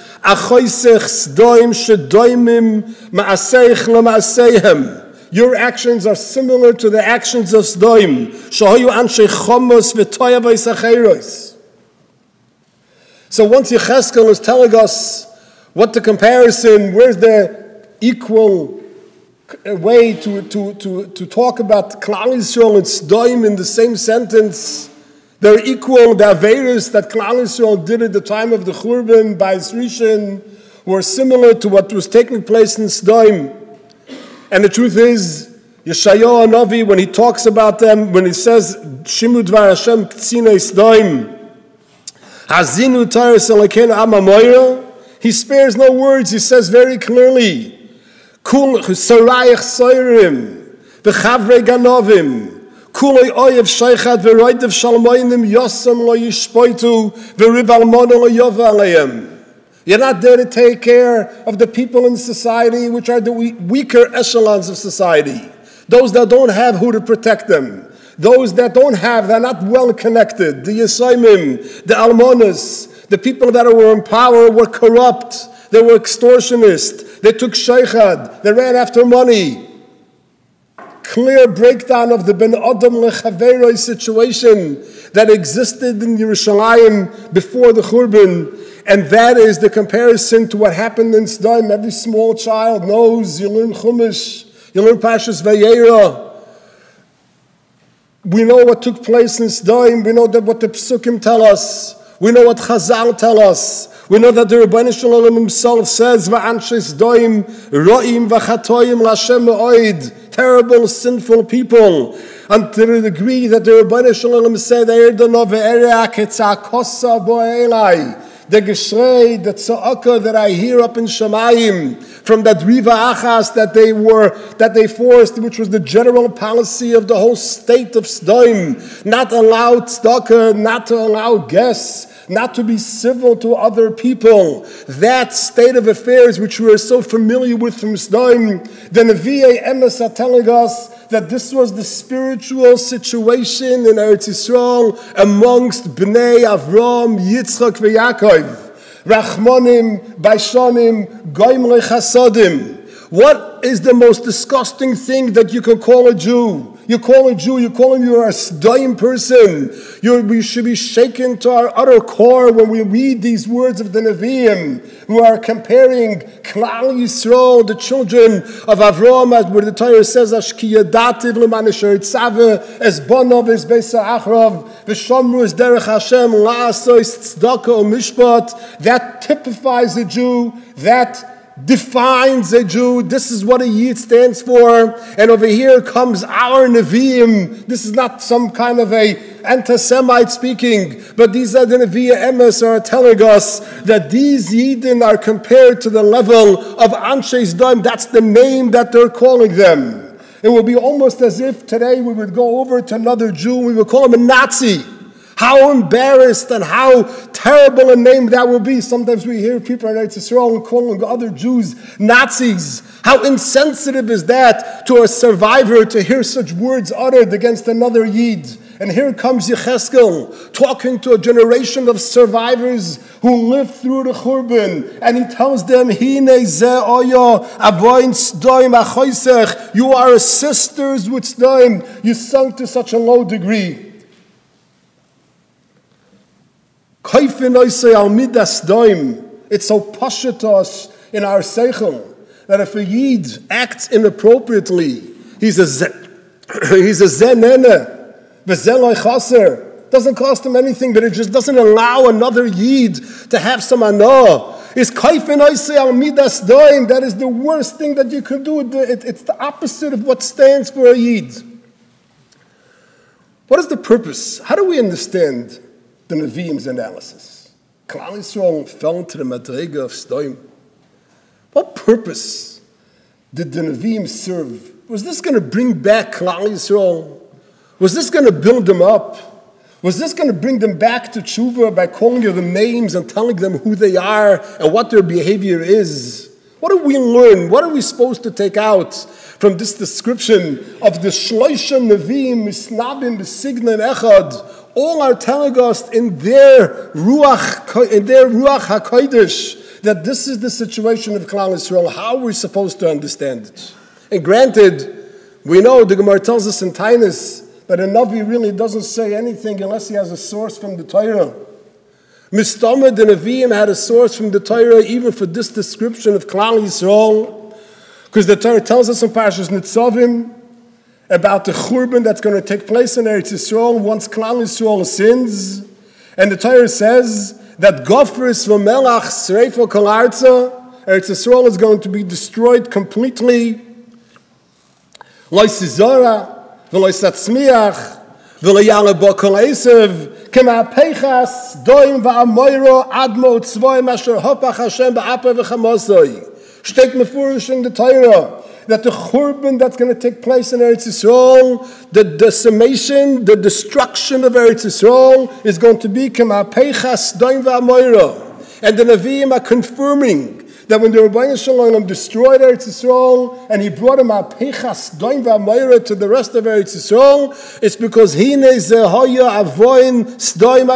because you sunk to that level of Aveira. Let's understand this maybe in a little bit deeper way. Let's talk about Sdoim for a moment. Vayevayu shnei hamalachim Sdoima ba'erev. That morning they spent the day by Avram in Hebron. And by that night they ended up by Sdoim. And we know what happened over there in the house of Lot. Rashi says it doesn't take so long to travel from Hebron to Sdoim. What took him so long from the morning to the evening? So Rashi says in the name of Chazal, Malachei rachamim hayu, umamtinim shemeyuchal Avram lelamed aleim senegoria. These were Malachei rachamim. We know they were Michael, or they were Raphael, or Gabriel. They weren't Malachei Chabola.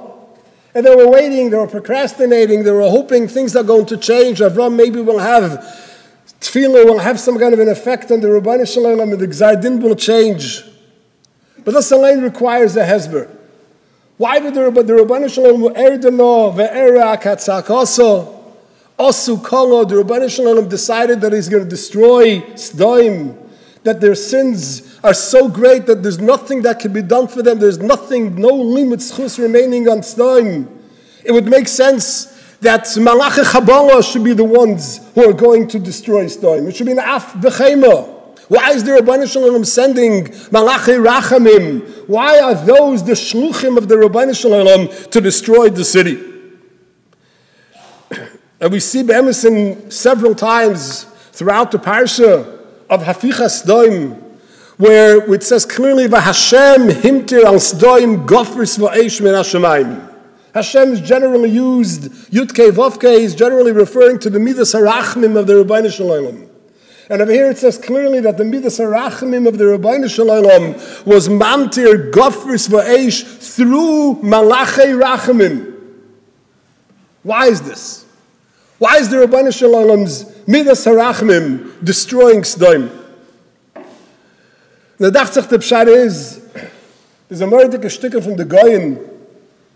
The Goyen is in Megillas Rus, and Kemat, the same shtickle, is also written by the Duvne Magid, also in his Sefer Kol Yaakov and Megillas Rus. It could be that one was taken from the other. The Goyen states, it says in Parshas Mishpatim, that Kol Almana v'Yosem loisanun, aber ki im Yotzoi ki Yitzchak Elai, v'Yehoya ki Yitzchak Elai, v'Shomati ki Chanun Oni. A gefangelige einish is written in the Torah. It's going to happen to those that peinig, those that torture, the Yosem v'Almana, as the Torah says over there in Parshas Mishpatim. V'Shomati, I'm going to hear that Tza'aka ki Chanun Oni. Asks the Goyen, what's the pshat ki Chanun Oni? It should have said ki kel kana anoichi. It should have said there's going to be gefangelige charein af against these people. What does it mean ki Chanun Oni? Steht in the Goyen, steht in the Dubne Magid, a moirdike yesoid. It says over there that generally when a person sins, there's something called Midas HaRachamim and there's something called Midas Adin. The Midas Adin is mekatreg and prosecutes and tells the Rebbeinu Shalom that this person did so many terrible things, he should be destroyed, he should be punished.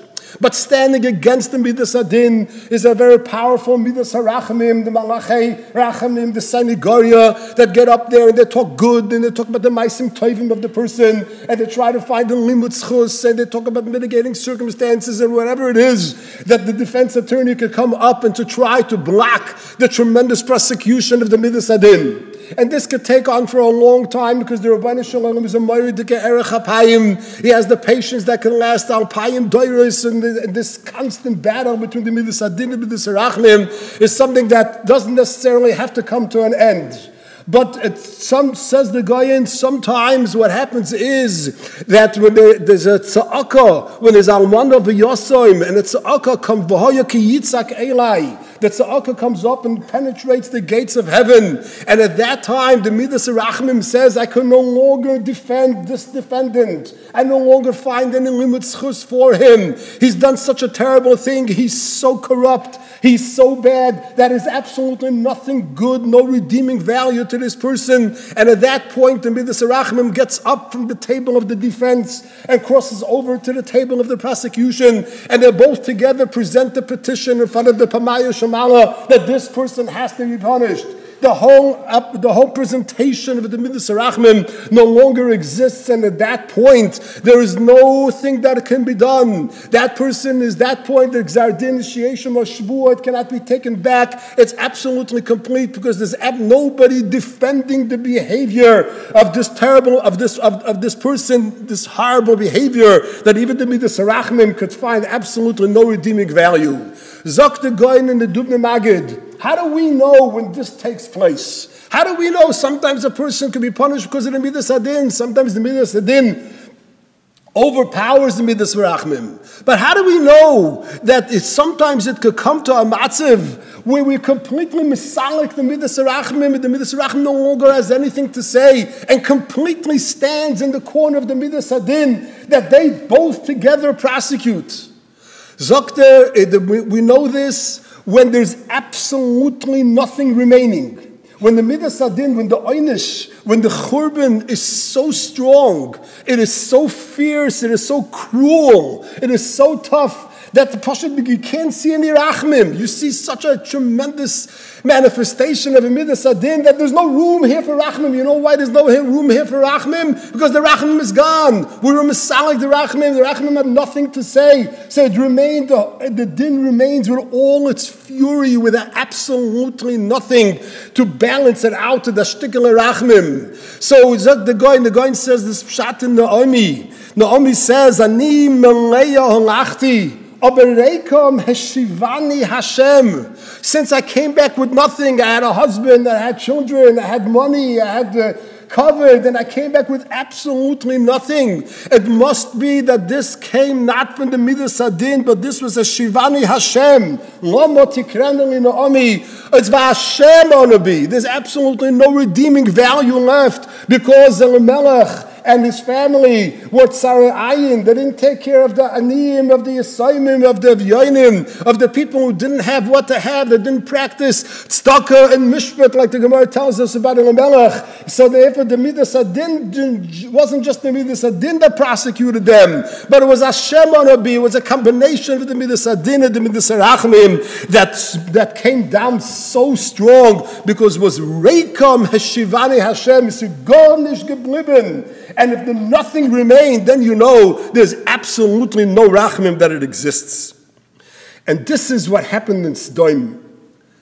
It wasn't the Malachei Chabala that came to destroy Sodom.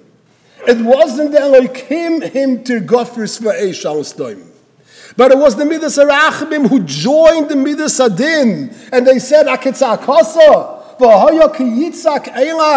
it's such a geshrei, when the tzedakah goes up and penetrates the kisei hakavod, at that time, it's not just a question of the Midas Adin overpowering the Midas Rachmim, but it's a question of the Midas Rachmim completely capitulating, folding up their entire presentation, and not able to support in any way whatsoever the fact that this person is being prosecuted so heavily by Midas Adin. It becomes a combination of the Midas Adin and the Midas Rachmim together, and such a powerful force the Rabbanan Shalom can't do anything about, as the Gemara tells us, as the Medrash tells us about Sdoi, Omer Ablevi. Afil ani mevakesh lishtoik, dino shel riva einoi maniach oisel lishtoik. The Rabbanan Shalom himself is powerless, kavayachal, to do anything. The Rabbanan Shalom could be mitzaded like the Midas Rachmim versus the Midas Adin. But when there's a dino shel riva, that even the Midas Rachmim joined and came up with the same level of prosecution, is einoi maniach oisel. The Rabbanan Shalom himself, Kabiyachal, is powerless to do anything about it. And then comes a Gefalacha Midas Hadin in the form of a combination with the Midas Rachmim and brings down such a terrible churban. And this is what the Malachim told Loit, Ki mashchisim anachnu se'ir azois, Ki godlo tza'akosam, where? Es Pnei Hashem. It was for Horav Yitzchak Eli. That tzedakah was so great that it didn't just awaken and inspire the Midas Adin, but it touched the Pnei Hashem, and therefore Vayashanchenu Hashem l'shachaso was takekim etzachik b'nei chasonov. They didn't understand how it's possible for a Midas Rachmim to be such a destructive force. It didn't make any sense to the chasonov. But this was the message that the Malachim were giving to Light and to Sdoim, that that's why there's absolutely nothing going to remain. So therefore, when it happens, as the pasuk says in Parshas Nitzavim, Gofris v'melach sreifa kol ha'artza, lo sizora v'lo satzmiach v'lo yalaba kol eisev. The ma'apecha of Sdei v'Amora was complete. Nothing remained. Absolutely nothing remained from Sdei v'Amora. Not even a shtickle graz. V'lo yalaba kol eisev couldn't grow anymore in Sdoim after it was finished. That's the hanoga of Ani Melei Halachti, V'reika Meshivani Hashem. It's not just a manifestation of the Midas Adin, but it's the combination of the Melech Rachmim, Michael, Gabriel, and Rafal, were sent to take care of this and destroy Sdoim mitzad Midas Rachmim. And I believe that this is what was bothering the Nevi'ei Emes, Yirmiyahu, Yeshayahu, and Yecheskel. Alma of the Oretz. Almeh also kocho la'aretz hazois mechori ha'af hagadol hazeh. They knew, they understood that Klal Yisrael wasn't behaving appropriately, that there was avodah zarah, that there was gilui rayas, shvichas damim, whatever aveiros the Gemara discussed it. They understood all that it existed, and they weren't asking why the Rebbeinu Shalom punished Klal Yisrael. Das had them verstanden. They lived right there, and they were able to see exactly the spiritual level of Klal Yisrael. But what was bothering the Nevi'im, what they didn't understand at first, was why such total decimation? Why is it that v'lo haya b'yom af Hashem sari du palit? Why is it that Yedei Nashim Rachmaniya is Bishli Aldein? Wie das gehört geworden? Where does such happen? That women who have children, like the Gemara tells us, about how wonderful these Yalidei Rishalayim were, they should go take these children and cook them up and eat for them. Where is there a shtikula Rachmanis? Where is the normal Rachmanis that exists in the DNA of every single Yid? Why was it that there was no Sari the Palit? Why was it Kama Peichas Doim Va'amoira of Lois? That was the question that was bothering the Nevi'im. And their maskana, their analysis is pashut. Because we're Sdoim. Because when you get to the level of Sdoim, when you sink to such a low spiritual society, where there is no justice, and there is no righteousness, and there is no peace, and there is no taking care of people that don't have what you have, where there's no civil life amongst neighbors and friends, that's the behavior of Sdoim. And when there's a behavior of Sdoim, and the Midas Adin comes to knock on your door, it comes along with a partner. It doesn't come alone. It comes holding hand in hand with the Midas Rachmim. And that's a terribly lethal combination. That is a churban.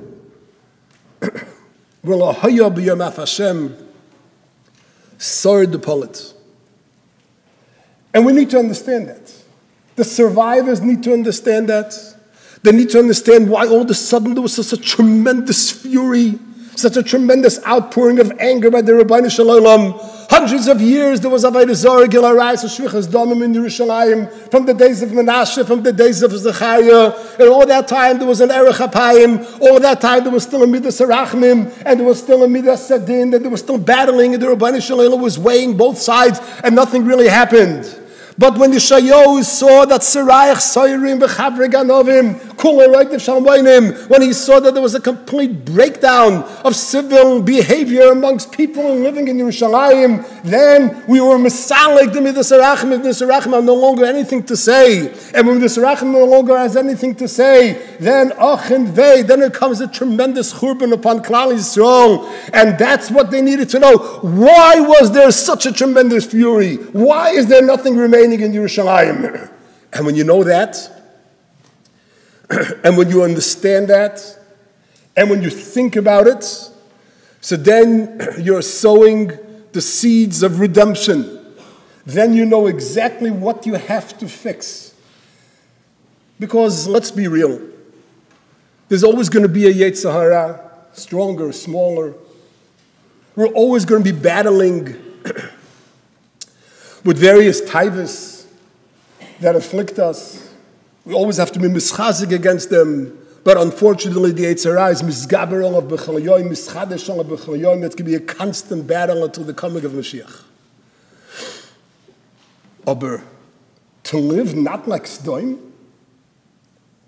to be people that are fair and righteous to their neighbors and to their friends, that they know how to deal with disputes, to do mishpat, to do tzedakah, to do chesed, simple, civil behavior, which every normal society but Sdoim understands, that you don't need Mashiach for.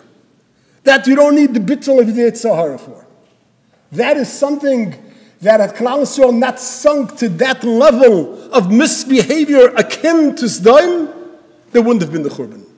Despite the fact that there was a Zorg in a Reish V'Chazam. Versteht sich? Once the Midas Rachman was nostalgic because of the Sdoim factor, so they were punished for Gila Reis of a Zorg Shvichas Damim or Sinas Chinam or whatever Averis Chazal are telling us. But the point is, why did the debate end?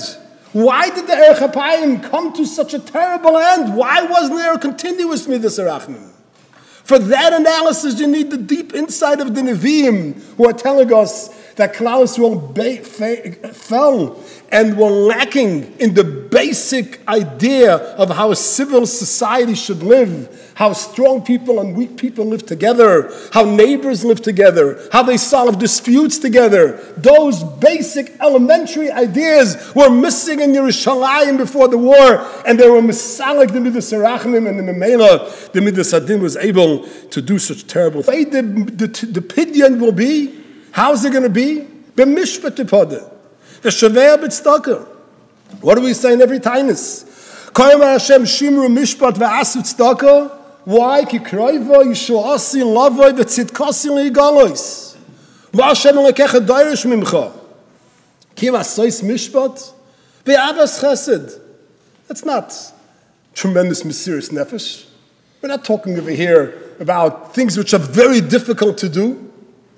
But if you have basic decency, if you understand that Yanim's covered is as important as yours, if you know how to treat another person's opinion, that it also has value and not just listen to yourself, if you learn how to solve disputes in a normal, civil way without arguing and fighting over petty matters, that's simple as mishpat b'avas chesed.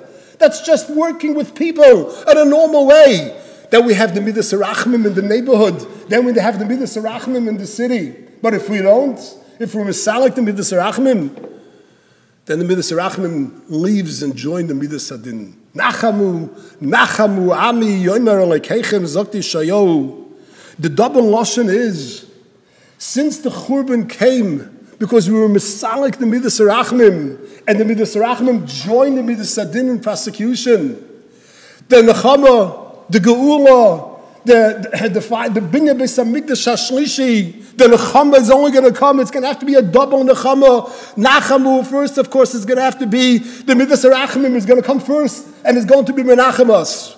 But Nachamu also Yomer Alekeichem. If it would required the Midas Rachmim to join the Midas Adin in punishing Klal Yisrael, so the opposite is going to have to happen. When we will leave go of the ethics of Sdoim, and we learn how to behave appropriately with people. So at that time, the Midas Adin is going to come join the Midas Rachmim, and it too is going to say, Nachamu, Nachami, Amu, Ami, Yomer Alekeichem. Because as the Medrash tells us in Shir Hashirim, Im ta'iru, vim ta'iru es ahava ad shetechpots, sagt the Medrash, Ma'u ad shetechpots, Midas Adin. We can't just rely on the Midas Rachmim to come and redeem us. But even the Midas Adin also has to be techpots. Because since Midas Rachmim joined Midas Adin in punishing us, Midas Adin is going to have to join the Midas Rachmim in redeeming us. We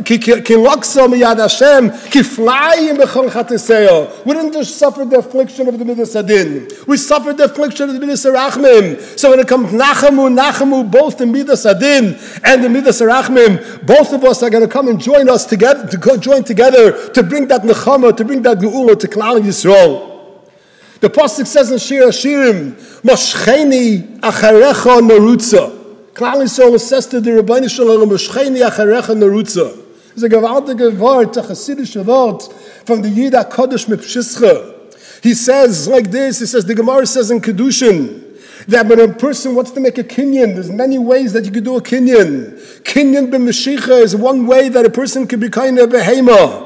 The Gemara says in Kedushin that there are two ways that you could do a kinyan Mashiach. You could do kairan la v'hiba'a. You could call the animal and it comes towards you.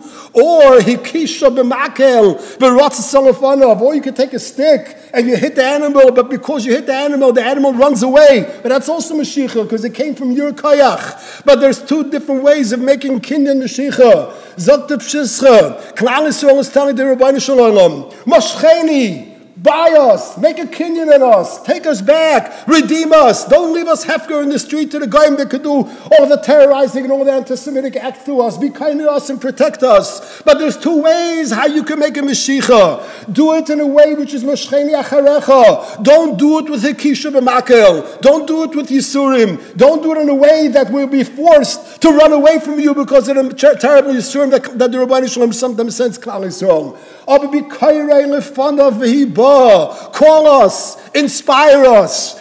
We will come to you because Moshcheni acharecha, we will come to you, that type of a Mashiach. Not only that, Merutza, the Rebbeinu Shalom calls upon us, Hashiveinu Hashem Elecha, is Venashuva, we will return to you. This is the Bakasha that we ask the Rebbeinu Shalom in these waning moments of Tisha B'Av Tafshin Ayin Zayin, thousands of years after the Churban Ba'Isheni. We're waiting so long for the Rebbeinu Shalom to do that Mashiach. But he does the Mashiach, he reminds us that he owns us. He reminds us about the kinyan of a Rahman al-Tzlad that comes with a kisha b'makel. We're asking the Rebbeinu Shalom to be kairei lefanav, inspire us, call upon us to return to you. And then, when the Geula Hashlema comes, come to us like the Psukim tell us, Lechein koyomar Hashem, Shavti l'Yerushalayim berachamim. Come to us with the Midas Rachmim. We will misalik the Midas Rachmim, but return to us with Midas Rachmim. And that's what we say, Yerushalayim ircha berachamim tashuv. Even though we chased away the Midas Rachmim at the time of the Churban, but we're asking the Rebbeinu Shalom to come back with the Midas Rachmim. And then, Takabur will see, V'sechazeno einenu b'shuvcha, Letzia in berachamim, Shabir b'her v'yameinu. Amen.